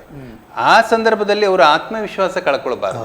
ಯಾಕಂದ್ರೆ ನನಗೆ ಕಡಿಮೆ ಮಾರ್ಕ್ ಬಂತು, ನನ್ನಿಂದ ಇನ್ನು ಆಗೋದಿಲ್ಲ ಅಂತಹ ಒಂದು ಮನೋಭಾವನೆ ಬಂದರೂ ಕೂಡ ಅಲ್ಲಿ ಕಷ್ಟ ಆಗುವ ಸಾಧ್ಯತೆ ಇರ್ತದೆ. ಬೇರೆ ಬೇರೆ ರೀಸನ್ ಇರ್ತದೆ, ಅವರ ಆರೋಗ್ಯ ಇರಬಹುದು ಅಥವಾ ಮನೆಯಲ್ಲಿ ಏನೋ ಒಂದು ಕಾರ್ಯಕ್ರಮ ಇರೋದ್ರಿಂದ ಆ ರೀತಿಯಲ್ಲಿ ಮಾರ್ಕ್ ಕಡಿಮೆ ಬರುವಂಥ ಸಾಧ್ಯತೆಗಳು ಕೂಡ ಇರ್ತದೆ. ಎಷ್ಟೇ ಬರಲಿ, ಮುಂದಿನ ಎಕ್ಸಾಮಲ್ಲಿ ಏನಿದೆ, ಫೈನಲ್ ಎಕ್ಸಾಮಿಗೆ ಹೋಗುವಾಗ ಅವರಲ್ಲಿ ಆತ್ಮವಿಶ್ವಾಸ ಕಡಿಮೆ ಬರಬಾರ್ದು. ಈ ಎಕ್ಸಾಮ್ಗಳು ಏನಾಗಿದೆ, ಅವರಿಗೆ ಒಂದು ರೀತಿಯಲ್ಲಿ ಅಭ್ಯಾಸ ಮಾಡಲಿಕ್ಕೆ ಪುನರಾವರ್ತನೆ ಅಥವಾ ಪ್ರಿಪರೇಟರಿ ಎಕ್ಸಾಮ್ ಇದೆಯಲ್ಲ, ಪೂರ್ವ ತಯಾರಿ ಎಕ್ಸಾಮ್ಗಳು, ಅವ್ರಿಗೆ ಒಂದು ರೀತಿ ಪುನರಾವರ್ತನೆ ಮಾಡ್ಕೊಳ್ತಾ ಹೋಗ್ಲಿಕ್ಕೆ, ಆವಾಗ ಅಲ್ಲಿ ಏನವರು ಸೋಲ್ತಾರೆ ಅಂದರೆ ಮಾರ್ಕ್ ಎಲ್ಲಿ ಕಡಿಮೆ ಬರ್ತದೆ ಆ ಭಾಗದಲ್ಲಿ ಗಟ್ಟಿ ಮಾಡ್ಕೊಳ್ತಾ ಹೋದರೆ ಅವರಿಗೆ ಸಾಧಿಸ್ಲಿಕ್ಕೆ ಆಗ್ತದೆ ಅಂತ ಒಂದು ಅಭಿಪ್ರಾಯ. ಅದನ್ನು ಖಂಡಿತ. ಯಾಕಂತ ಹೇಳಿದ್ರೆ ನಾವು ಗಮನಿಸಿದ ಹಾಗೆ ಮೊದಲ ಪ್ರಿಪರೇಟರಿ, ಎರಡನೇ ಪ್ರಿಪರೇಟರಿ ಗಮನಿಸಿದಾಗ ಮೊದಲಿಗೆ ಸ್ವಲ್ಪ ಮಾರ್ಕ್ ಜಾಸ್ತಿ ಆಗಿದೆ. ಈಗ ಮೂರನೇಗೆ ಬಂದಿದ್ದಾರೆ. ಖಂಡಿತವಾಗಿ ಮಕ್ಕಳಲ್ಲಿ ಒಂದು ಆತ್ಮವಿಶ್ವಾಸ ಒಂದು ಬಿಲ್ಡಪ್ ಆಗುತ್ತೆ, ಅದು ಹೆಚ್ಚಾಗ್ತಾ ಹೋಗ್ಬೇಕು. ಆಗ ಅದು ಮುಂದಿದಕ್ಕೆ ಅದಕ್ಕೆ ಒಳ್ಳೆ ಅಂಕವನ್ನು ಪಡೀಲಿಕ್ಕೆ ಸಾಧ್ಯ ಆಗ್ತದೆ. ಮತ್ತು ಓದುವ ಕ್ರಮ ಈಗೇನಿಲ್ಲ, ನೀವು ಹೇಗೆ ಓದ್ತೀರಾ ಹಾಗೆ ಓದಿ. ಆದ್ರೂ ಕೂಡ main subject, pain subject, gain subject ತನ್ನ ಓದುವಂಥ ಪ್ರಧಾನವಾದ ವಿಷಯಗಳು. ಯಾಕಂದರೆ ಈಗ ಉದಾಹರಣೆ ಹೇಳಬೇಕಂದ್ರೆ, ಈ ಸೈನ್ಸ್ ಹೋಗುವಂಥ ಮಗು ತಾನು ಹೆಚ್ಚಾಗಿ ವಿಜ್ಞಾನ ಮತ್ತು ಗಣಿತಕ್ಕೆ ಹೆಚ್ಚು, ಅದಕ್ಕೆ ಮೈನ್ ಸಬ್ಜೆಕ್ಟ್ ಆಗಿರ್ತದೆ. ಪೇನ್ ಸಬ್ಜೆಕ್ಟ್ ಅಂದರೆ ಕೆಲವು ಮಕ್ಕಳು ಕೆಲವು ವಿಷಯಗಳು ಅರ್ಥ ಆಗೋದಿಲ್ಲ. ಕೆಲವು ಮಕ್ಕಳಿಗೆ ಪೇಯ್ನ್ ಅಂದರೆ ಮ್ಯಾಥ್ಸ್ ಪೇಯ್ನ್ ಆಗಿರ್ಬೋದು, ಅದು ಸೋಷಿಯಲ್ ಸೈನ್ಸ್ ಪೇಯ್ನ್ ಆಗಿ ನೋವು ಕೊಡು ಅಂದರೆ ಆಗಿರ್ಬೋದು. ಇನ್ನು ಗೇಯ್ನ್, ನನಗೆ ಅಂಕ ಇದು ತುಂಬ ಬರ್ತದೆ, ಇಲ್ಲೂ ಕೂಡ ಮ್ಯಾಥ್ಸ್ ಇರ್ಬೋದು. ಅಂದರೆ ಈ ಮೂರು ಅಂಶಗಳನ್ನು ಇಟ್ಟುಕೊಂಡು ಕ್ರಮೇಣ ನಾವು ಗಮನಿಸ್ತಾ ಹೋದಾಗ ಅಲ್ಲಿ ಅಂಕವನ್ನು ಪಡೀಲಿಕ್ಕೆ ಸಾಧ್ಯ ಇದೆ ಉಳಿದಿರುವಂಥ 21 ದಿವಸಗಳಲ್ಲಿ. ಅದನ್ನು ಹೇಗೆ ಅಂದರೆ ಒಂದು ಸಮಯದ ಹೊಂದಾಣಿಕೆ ಬಹಳ ಮುಖ್ಯ. ಟೈಮ್ ಮ್ಯಾನೇಜ್ಮೆಂಟ್ ಅಥವಾ ಸಮಯ ನಿರ್ವಹಣೆ ಅಂತ ನಾವೇನು ಹೇಳ್ತೇವೆ, ಅದನ್ನು ಕರೆಕ್ಟಾಗಿ ಕಲ್ತ್ಕೊಂಡಿರ್ಬೇಕು. ದಿವಸಕ್ಕೆ ಎಷ್ಟು ಗಂಟೆ ಇದೆ ನನಗೆ ಓದೋಕ್ಕೆ, ಅವೆಲ್ಲವನ್ನ ಅನುಗುಣವಾಗಿ ಈಗ ಇಬ್ಬರು ಸಲಹೆ ಕೊಟ್ಟ ಹಾಗೆ, ಕೊಂಡಳ್ಳಿ ಮತ್ತು ಕಿರಣ್ ಹೆಗ್ಡೆ ಅವರು ಸಲಹೆ ಕೊಟ್ಟ ಹಾಗೆ, ಎಲ್ಲಿಯೂ ಕೂಡ ಒತ್ತಡಕ್ಕೆ ಒಳಗಾಗದೆ ಮತ್ತು ಟೆನ್ಷನ್ ಮಾಡಿಕೊಳ್ಳದೆ, ಭಯಕ್ಕೆ ಒಳಗಾದರೂ ಕೂಡ ಅದನ್ನು ಸ್ವಲ್ಪ ಮಾತಾಡಿಕೊಂಡು, ಶಿಕ್ಷಕರ ನಡುವೆ ಮಾತಾಡಿಕೊಂಡು, ಅಲ್ಲೂ ಆಗದಿರ ಯಾರಾದರೂ ಆಪ್ತರೊಟ್ಟಿಗೆ ಮಾತಾಡಿಕೊಂಡು ಸರಿ ಮಾಡಿಕೊಳ್ಳಲಿಕ್ಕೆ ಸಾಧ್ಯ ಇರುವಂಥದ್ದು. ಅದನ್ನು ಗಮನಿಸಿಕೊಂಡ್ರೆ ಸಾಕಾಗಿದೆ. ಇದಕ್ಕೆ ಪೂರಕವಾಗಿ ಏನಾದರೂ ಅಂಶಗಳು ಗಮನಿಸಿಕೊಂಡ ಮಕ್ಕಳು ಮಾಡಬೇಕಾಗಿದೆ ಅಂತ ಕೇಳಿದರೆ, ಅವರಿಗೆ ನೀವು ಹೇಳಿದಾಗೆ ಅವರಿಗೆ ಯಾವುದು ಸುಲಭ ಇದೆ ಅದರಲ್ಲಿ ಅವರು ಮಾರ್ಕ್ ಜಾಸ್ತಿ ಪಡಿಬೇಕು. ಯಾವುದು ಕಷ್ಟ ಇದೆ ಅದರಲ್ಲಿ ಕೂಡ ಜಾಸ್ತಿ ಮಾರ್ಕ್ ಬರಬೇಕು. ಅಂದರೆ ಚಾಲೆಂಜಿಂಗ್ ಆಗಿ ತಗೊಳ್ಳುವಂಥದ್ದು, ನನ್ನಿಂದ ಸಾಧ್ಯ ಇದೆ ಅಂತ ಹೇಳ್ಕೊಂಡು ಒಂದು ರೀತಿಯಲ್ಲಿ ಸ್ಪೋರ್ಟ್ಸ್ಮನ್ಶಿಪ್ ಸ್ಪಿರಿಟ್ ಅಂತ ಹೇಳ್ತೀವಿ ನಾವು. ಹೇಗೆ ಕೇಳಿದರೆ, ಅವರು ಆಟ ಆಡುವಾಗ ಯಾವುದೋ ಒಂದು ಕಡೆಯಲ್ಲಿ ಎಲ್ಲಿ ವೀಕ್ ಇದೆಯೋ ಅಲ್ಲಿ ಅವರು ತನ್ನನ್ನು ತಾನು ಸ್ಟ್ರೆಂತ್ ಮಾಡ್ಕೊಳ್ತಾ ಹೋಗ್ತಾನೆ, ಬಿಲ್ಡಪ್ ಮಾಡ್ಕೊಳ್ತಾ ಹೋಗ್ತಾನೆ. ಅದೇ ರೀತಿಯಲ್ಲಿ ನಾನು ಎಲ್ಲಿ ವೀಕ್ ಇದ್ದೇನೆ ಕಲಿಯೋದ್ರಲ್ಲಿ ಕೂಡ ಅಷ್ಟೇ. ಈ ಉದಾಹರಣೆಗೆ ವಾಲಿಬಾಲ್ ಆಡುವಾಗ ಇರ್ಬೋದು, ಕ್ರಿಕೆಟ್ ಆಡುವಾಗ ಇರ್ಬೋದು, ಎಲ್ಲಾದರೂ ಅವರು 1 ಸಲ 2 ಸಲ ಔಟ್ ಆದರೆ ಅಥವಾ ರನ್ ಔಟ್ ಆದರೆ ಅವನಲ್ಲಿ ಆತ್ಮಾವಲೋಕನ ಮಾಡ್ಕೊಳ್ತಾನೆ. ನಾನು ಹೇಗೆ ಔಟ್ ಆದೆ, ನಾನು ಹೀಗೆ ಮಾಡಬಾರ್ದಿತ್ತು, ಈ ವೀಕ್ ಪಾಯಿಂಟನ್ನು ನಾನು ಮತ್ತೆ ಹೆಚ್ಚು ಅಭ್ಯಾಸ ಮಾಡೋದ್ರ ಮೂಲಕ ನಾನು ಅದರಿಂದ ಹೊರಬರಬೇಕು ಅನ್ನೋದನ್ನೆಲ್ಲ ಮಾಡಿಕೊಂಡು ಅವರು ಕ್ರಿಕೆಟಲ್ಲಿ, ವಾಲಿಬಾಲಲ್ಲಿ ಹೇಗೆ ಸಕ್ಸಸ್ ಆಗ್ತಾರೆ, ಅದೇ ರೀತಿಯಲ್ಲಿ ಅವರು ಈ ಎಕ್ಸಾಮನ್ನು ಕೂಡ ಅದೇ ರೀತಿಯಲ್ಲಿ ಕ್ರೀಡಾ ಮನೋಭಾವನೆ ಅಂತ ಹೇಳ್ತೀವಿ, ಸ್ಪೋರ್ಟ್ಸ್ಮನ್ಶಿಪ್, ಆ ಸ್ಪಿರಿಟಲ್ಲಿ ಅವ್ರು ತಗೊಂಡ್ರೆ ಅವ್ರಿಗೆ ಖಂಡಿತವಾಗಿ ಸಕ್ಸಸ್ ಪಡೀಲಿಕ್ಕೆ ಆಗ್ತದೆ. ಅಯ್ಯೋ ನನಗೆ ಆಗೋದಿಲ್ಲ ಅಂತ ಪುಸ್ತಕ ಮಡಚಿ ಅಲ್ಲೇ ಬಿಟ್ಬಿಡ್ತಾರೆ ಅವರು. ಉದಾಹರಣೆ ಗಣಿತದಲ್ಲಿ ಯಾವುದೋ ಒಂದು ಪ್ರಮೇಯವೋ ಅಥವಾ ಲೆಕ್ಕವೋ ಗೊತ್ತಿಲ್ಲದೆ ಇದ್ರೆ ಅದನ್ನು ಬಿಡಿಸ್ಲಿಕ್ಕೆ ಹೋಗೋದಿಲ್ಲ, ನನಗೆ ಬೇಡ ಅಂತ ಬಿಡ್ತಾರೆ. ಅದೇ ಅವರು ಆಟದಲ್ಲಿ ಅದನ್ನು ಮಾಡೋದಿಲ್ಲ, ಅದರಲ್ಲಿ ಏನಾದರೂ ಒದ್ದಾಡಿ ಅವರು ಸಕ್ಸಸ್ಸನ್ನು ಪಡಿತಾರೆ. ಅದನ್ನು ಇಲ್ಲಿ ಎಕ್ಸಾಮಿಗೆ ಅವರು ಅದನ್ನು ಅಪ್ಲೈ ಮಾಡಿಕೊಂಡು ನಾನು ಇದರಲ್ಲಿ ಹೆಚ್ಚು ಮಾರ್ಕ್ ಪಡಿತೇನೆ, ಇದನ್ನು ನಾನು ಕಲೀಲೇಬೇಕು, ಆ ಛಲ ಅಂತ ಹೇಳ್ತೀವಲ್ಲ ಸರ್, ಆ ಛಲ ಬಂದರೆ ಅವ್ರು ಖಂಡಿತವಾಗಿ ಅದರಲ್ಲಿ ಅವರು ಸಕ್ಸಸ್ ಆಗ್ಲಿಕ್ಕೆ ಆಗ್ತದೆ. ಮತ್ತು ಯಾವುದೂ ಕೂಡ ಕಷ್ಟ ಅಂತ ಹೇಳಿಕೊಂಡಿಲ್ಲ. ಮ್ಯಾಥ್ಸ್ ಇರ್ಬೋದು, ಸೈನ್ಸ್ ಇರ್ಬೋದು, ಸೋಷಿಯಲ್ ಸೈನ್ಸ್ ಇರ್ಬೋದು ಅಥವಾ ಲ್ಯಾಂಗ್ವೇಜ್ ಇರ್ಬೋದು, ಕಷ್ಟ ಅಂತಿಲ್ಲ. ಅವ್ರು ಇಷ್ಟಪಟ್ಟು ಕಲ್ತ್ರೆ ಎಲ್ಲವೂ ಕೂಡ ಸುಲಭ ಆಗಲಿಕ್ಕೆ ಸಾಧ್ಯ ಇದೆ ಅಂತ.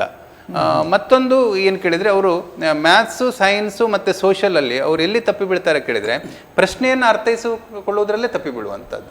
ಸುಲಭ ಇರ್ತದೆ, ಅಂಕ ಗಳಿಸುವುದು ಸುಲಭ ಇರ್ತದೆ. ಮತ್ತು ಕೆಲವು ಮಕ್ಕಳು ಏನು ಮಾಡ್ತಾರೆ ಕೇಳಿದರೆ, ಪ್ರಶ್ನೆ ಗೊತ್ತಿಲ್ಲದೆ ಇದ್ರೆ ಅದನ್ನು ಬಿಟ್ಟುಬಿಡ್ತಾರೆ. ನನಗೆ ಎಷ್ಟು ಗೊತ್ತಿದೆ ಅಷ್ಟನ್ನಾದರೂ ಅಟೆಂಪ್ಟ್ ಮಾಡ್ತಾ ಬರ್ಬೋದಲ್ಲ, ಅದಕ್ಕೊಂದು ಸೂತ್ರವನ್ನು ಹಾಕುವಂಥದ್ದು, ಆ ಸೂತ್ರವನ್ನು ಸ್ವಲ್ಪ ನನಗೆ ಗೊತ್ತಿರುವಷ್ಟು ಬಿಡಿಸುವಂಥದ್ದು, ಹಾಗೆ ಮಾಡ್ತಾ ಬಂದರೆ ಮ್ಯಾಥ್ಸು ಸೈನ್ಸಲ್ಲಿ ಸ್ಟೆಪ್ ಬೈ ಸ್ಟೆಪ್ ಮಾರ್ಕ್ ಇರ್ತದಲ್ಲ, ಅದನ್ನು ಪಡೀಲಿಕ್ಕೆ ಆಗ್ತದೆ ಅವರಿಗೆ. ಸ್ಕೋರ್ ಮಾಡುವುದು ಹೀಗೆ, ಅದನ್ನೂ ಮಾಡದೆ ನನಗಿದು ಗೊತ್ತಿಲ್ಲ, ನಾನು ಬರೆಯುವುದಿಲ್ಲ ಅಂತ ಹೇಳ್ಕೊಂಡು ಆ ಪ್ರಶ್ನೆಯನ್ನೇ ಅಟೆಂಪ್ಟ್ ಮಾಡದೆ ಬರ್ತಾರೆ. ಕೆಲವೊಮ್ಮೆ ಏನಾಗ್ತದೆ ಕೇಳಿದರೆ, ಪ್ರಶ್ನೆಯನ್ನ ಕೆಲವೊಮ್ಮೆ ಪ್ರಿಂಟ್ ಮಿಸ್ಟೇಕಲ್ಲೋ ಯಾವುದೋ ಒಂದು ತಪ್ಪಾಗಿರ್ತದೆ, ಅವ್ರು ಆ ಪ್ರಶ್ನೆಯನ್ನ ಬಿಟ್ಟು ಬಂದ್ರೆ ಅವರಿಗೆ ಅಂಕಗಳು ಸಿಗೋದಿಲ್ಲ. ಆ ಪ್ರಶ್ನೆಯನ್ನ ಅಟೆಂಪ್ಟ್ ಮಾಡಿದ್ರೆ ಅವರು ಆ ಅಂಕವನ್ನು ಪಡೀಲಿಕ್ಕೆ ಸಾಧ್ಯ ಆಗ್ತದೆ. ಹೀಗೆ ಮಾಡಿ ಮಕ್ಕಳು ಏನು ಮಾಡ್ಬೇಕು ಹೇಳಿದ್ರೆ ಎಲ್ಲ ಪ್ರಶ್ನೆಗಳಿಗೂ ಉತ್ತರಿಸುವುದನ್ನು ಅಭ್ಯಾಸ ಮಾಡ್ಕೊಳ್ಬೇಕು. ಮತ್ತೆ ಎಷ್ಟು ಗೊತ್ತಿದೆ ಅಷ್ಟನ್ನಾದರೂ ಬರೆಯೋದು. ಮತ್ತೆ ಕೊಂಡಳ್ಳಿಯವರು ಮತ್ತೆ ಕಿರಣ್ ಹೆಗ್ಡೆ ಅವರು ಹೇಳಿದ್ರು, ಪ್ರಶ್ನೆ ಪತ್ರಿಕೆ ಉತ್ತರ ಪತ್ರಿಕೆ ಎನ್ನುವಂಥದ್ದು ಭಾಳ ನೀಟಾಗಿರಬೇಕು ಅಂತ ಹೇಳ್ಬೋದು. ಹೌದು, ಅದು ಕೂಡ ಪಾಸಿಟಿವ್ ಇಂಪ್ಯಾಕ್ಟ್ ಅಂತ ಹೇಳ್ತೀವಿ. ಮೌಲ್ಯಮಾಪಕರಿಗೆ ಪಾಸಿಟಿವ್ ಇಂಪ್ಯಾಕ್ಟನ್ನು ಆ ವಿದ್ಯಾರ್ಥಿಗಳ ಮೇಲೆ ಬೀರ್ತದೆ. ಓ, ಇದು ಚೆನ್ನಾಗಿದೆ, ಚೆನ್ನಾಗಿ ಬರೆದಿದ್ದಾನೆ ಅಂತ ಹೇಳ್ಕೊಂಡು ಆವಾಗ ಅವರು ಸ್ಕೋರ್ ಮಾಡಲಿಕ್ಕೆ ಸಾಧ್ಯ ಆಗ್ತದೆ ಸರ್. ಬಹುಶಃ ಇದೇ ವಾರ ಸೆಕೆಂಡ್ PUC ಎಕ್ಸಾಮ್ ಸ್ಟಾರ್ಟ್ ಆಗಿದೆ. ಸೊ ಅವ್ರ ಬಗ್ಗೆ ಒಂಚೂರು ಮಾತಾಡ್ಬೋದು ಅಂದ್ಕೊಳ್ದು. ಯಾಕಂತ ಹೇಳಿದ್ರೆ ಇದು ಶೈಕ್ಷಣಿಕ ಸಮಸ್ಯೆಗಳು ಕಾರ್ಯಕ್ರಮ ಆದ್ರಿಂದಾಗಿ ನಮ್ಮ PUC ಮಕ್ಕಳು ಸ್ವಲ್ಪ ಗಮನ ಕೊಡಬೇಕಾದದ್ದು ಈಗ ತಾನೇ ಹೇಳಿದ ವಿಚಾರ. ಒಂದು, ಈಗ ಹೋಗ್ಬೇಕಾದ್ರೆ ಏನು ತಯಾರಿ ಮಾಡ್ಕೊಳ್ಬೇಕು, ಈ ಎಕ್ಸಾಮಿಗೆ ಹೋಗ್ಬೇಕಾದ್ರೆ ಏನು ತಯಾರಾಗಿರ್ಬೇಕು. ಮೊದಲಾಗಿ ಹಾಲ್ ಟಿಕೆಟ್. ಹೌದು, ಹಾಲ್ ಟಿಕೆಟ್ ಭಾಳ ಮುಖ್ಯ ಆಗಿರುತ್ತೆ, ನಿಮ್ಗೆ ಗೊತ್ತಿರ್ತದೆ.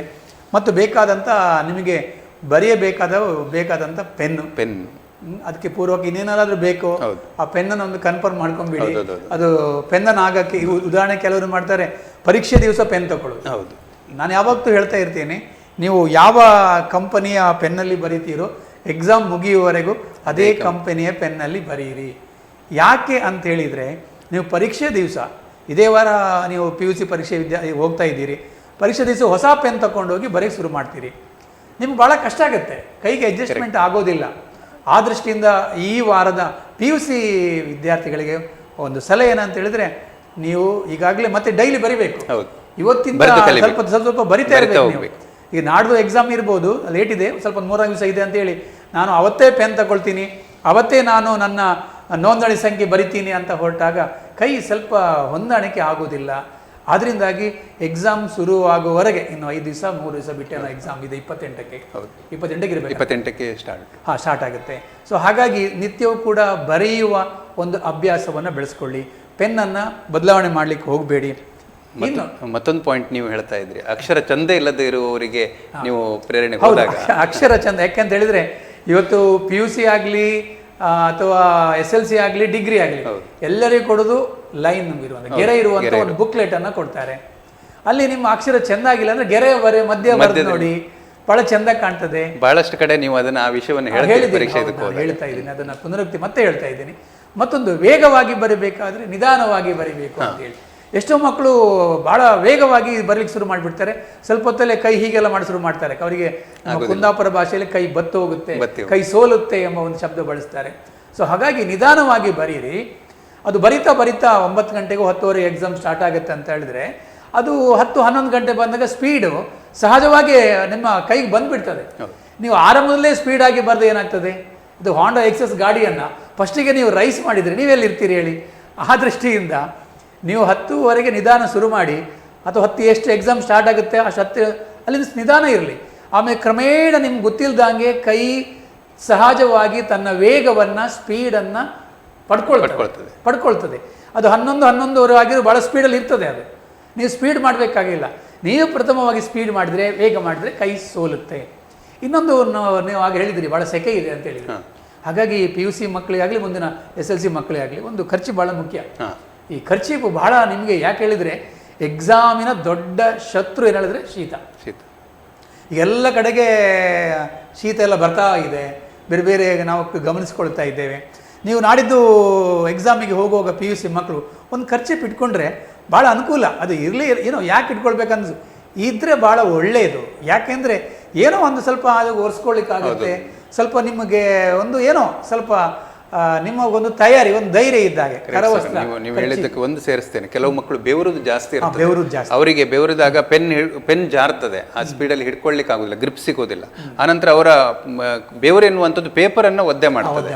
ಆ ಕಾರಣದಿಂದ ನೀವು ಹೇಳಿದಂತ ಸಜೆಷನ್ ಬಹಳ ಒಳ್ಳೆ. ಎಕ್ಸಾಮ್ ಫೋಬಿಯಾ ಅಂತ ಕೆಲವರಿಗೆ ಇಲ್ಲೆಲ್ಲ, ಕೆಲವರು ಕಾಲೇ ಒದ್ದೆ ಆಗಿರುತ್ತೆ, ಚಪ್ಪಲಿ ಎಲ್ಲ ಒದ್ದೆ ಆಗಿರುತ್ತೆ. ಸಹಜವಾಗಿ ಅಷ್ಟು ಬೆವರುತ್ತಾರೆ. ಕೆಲ ಕಡೆ ಫ್ಯಾನ್ ಇರ್ತದೆ, ಕೆಲವೊಮ್ಮೆ ಫ್ಯಾನಿನ ದಿಕ್ಕಿಗೆ ಬೇರೆ ಕಡೆ ಕೂಡ ಬೆವರುದಾಗ ಆಗೋದಿಲ್ಲ. ಮತ್ತು ಶೀತ ಇದ್ದಾಗ ನೀವು ತಲೆ ತಗ್ಗಿಸಿಕೊಂಡು ಬರೆಯುವಂಥದ್ದು, ಆಗ ಅದು ತುಂಬ ನಿಮಗೂ ಕಿರಿಕಿರಿ, ಪಕ್ಕದವರಿಗೂ ತುಂಬ ಕಿರಿಕಿರಿ ಅದು. ಸೊ ಅದರಿಂದಾಗಿ ಖರ್ಚೀಪು ನಿತ್ಯವೂ ಚೇಂಜ್ ಆಗ್ತಾ ಇರಲಿ. ಅದು ಎಕ್ಸಾಮ್ ಮುಗಿಯುವವರೆಗೆ ಒಂದೇ ಖರ್ಚೀಪ್ ಅಲ್ಲ. ಹಾಗಾಗಿ ಆ ದಿನವೂ ಕೂಡ ಒಂದು ಹೊಸ ಫ್ರೆಶ್ನೆಸ್ ಕೊಡುವ ಹಾಗೆ. ಅದಕ್ಕೆ ಬೇರೆ ಬೇರೆ ಹಾಕೊಂಡು ಬರೋದು ಬೇಡ, ಮತ್ತು ಈ ಸೆಂಟ್ ಸ್ವಲ್ಪ ಬಳಸಲಿಕ್ಕೆ ಅವಾಯ್ಡ್ ಮಾಡಿ. ಯಾಕಂತ ಹೇಳಿದ್ರೆ ನಾನು ಗಮನಿಸಿದ ಹಾಗೆ ಕೆಲವರು ಎಕ್ಸಾಮ್ ದಿವಸ ಆ ಗಂಧದ ಎಣ್ಣೆಯೋ ಎಂಥದೋ ಎಲ್ಲ ಹಾಕೊಂಡು ಬಂದಿರ್ತಾರೆ, ಅದು ಕೆಲವರಿಗೆ ಆಗೋದಿಲ್ಲ, ಕೆಲವು ಮಕ್ಕಳಿಗೆ ಸ್ಮೆಲ್ ಆಗೋದಿಲ್ಲ. ಹಾಗಾಗಿ ಅದು ಮತ್ತೆ ನಿಮಗೆ ಪರೀಕ್ಷಾ ಕೇಂದ್ರ ಬೇರೆ ಬೇರೆ ಆಗಿರ್ತದೆ. ಈ PUC ಮಕ್ಕಳಿಗೆ ಹೇಗೆ SLC ಮಕ್ಕಳಿಗೆ ಕೇಂದ್ರ ಬೇರೆ ಬೇರೆ ಆಗಿರ್ತದೋ ಅವರಿಗೆ ಕೂಡ ಬೇರೆ ಬೇರೆ ಆಗಿರ್ತದೆ. ನಿಮಗೆ ಹೊಸ ಪರಿಸರ ಆಗಿರ್ಬೋದು, ಸ್ವಲ್ಪ ಗಮನಿಸಿಕೊಂಡು ಸ್ವಲ್ಪ ಅವತ್ತಾದರೂ ಬೇಗ ಬನ್ನಿ, ಬೇಗ ಬಂದು ನಿಮ್ಮ ಪ್ಲೇಸನ್ನು ನೋಡ್ಕೊಳ್ಳಿ. ಆಮೇಲೆ ಹಾಲ್ ಟಿಕೆಟ್ ಹೌದು, ರಿಜಿಸ್ಟರ್ ನಂಬರು.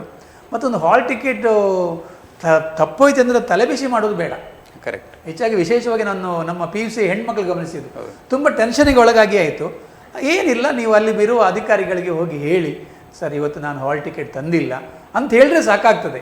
ಅದು ದಿನ ಅಭ್ಯಾಸ ಆಗಬಾರ್ದು, ಡೈಲಿ ಅದೇ ಮಾಡಬಾರ್ದು. ಹೌದು, ಒಂದು ದಿವಸ ಮಟ್ಟಿಗೆ ಅವರು ಫೈನ್ ಹಾಕಿ ನಿಮಗೆ ಒಂದು ಹಾಲ್ ಟಿಕೆಟ್ ಅನ್ನು ಕೊಡ್ತಾರೆ, ಡಮ್ಮಿ ಕೊಡ್ತಾರೆ. ನಿತ್ಯವೂ ನೀವು ಕೇಳೋದು ಒಳ್ಳೆ ಅಭ್ಯಾಸ ಅಲ್ಲ. ಮರು ದಿವಸ ನೀವು ಅದನ್ನು ಯಾಕೆ ಹೇಳಿದೆ ಅಂತ ಹೇಳಿದ್ರೆ, ಟೆನ್ಷನ್ ಆಗುವುದು ಒಂದು, ನಿಮಗೆ ಟೆನ್ಷನ್ ಆದರೆ ಅಲ್ಲಿ ಓದಿದ ವಿಷಯಗಳೆಲ್ಲವೂ ಕೂಡ ಗೊಂದಲಕ್ಕೊಳಗಾಗ್ತದೆ.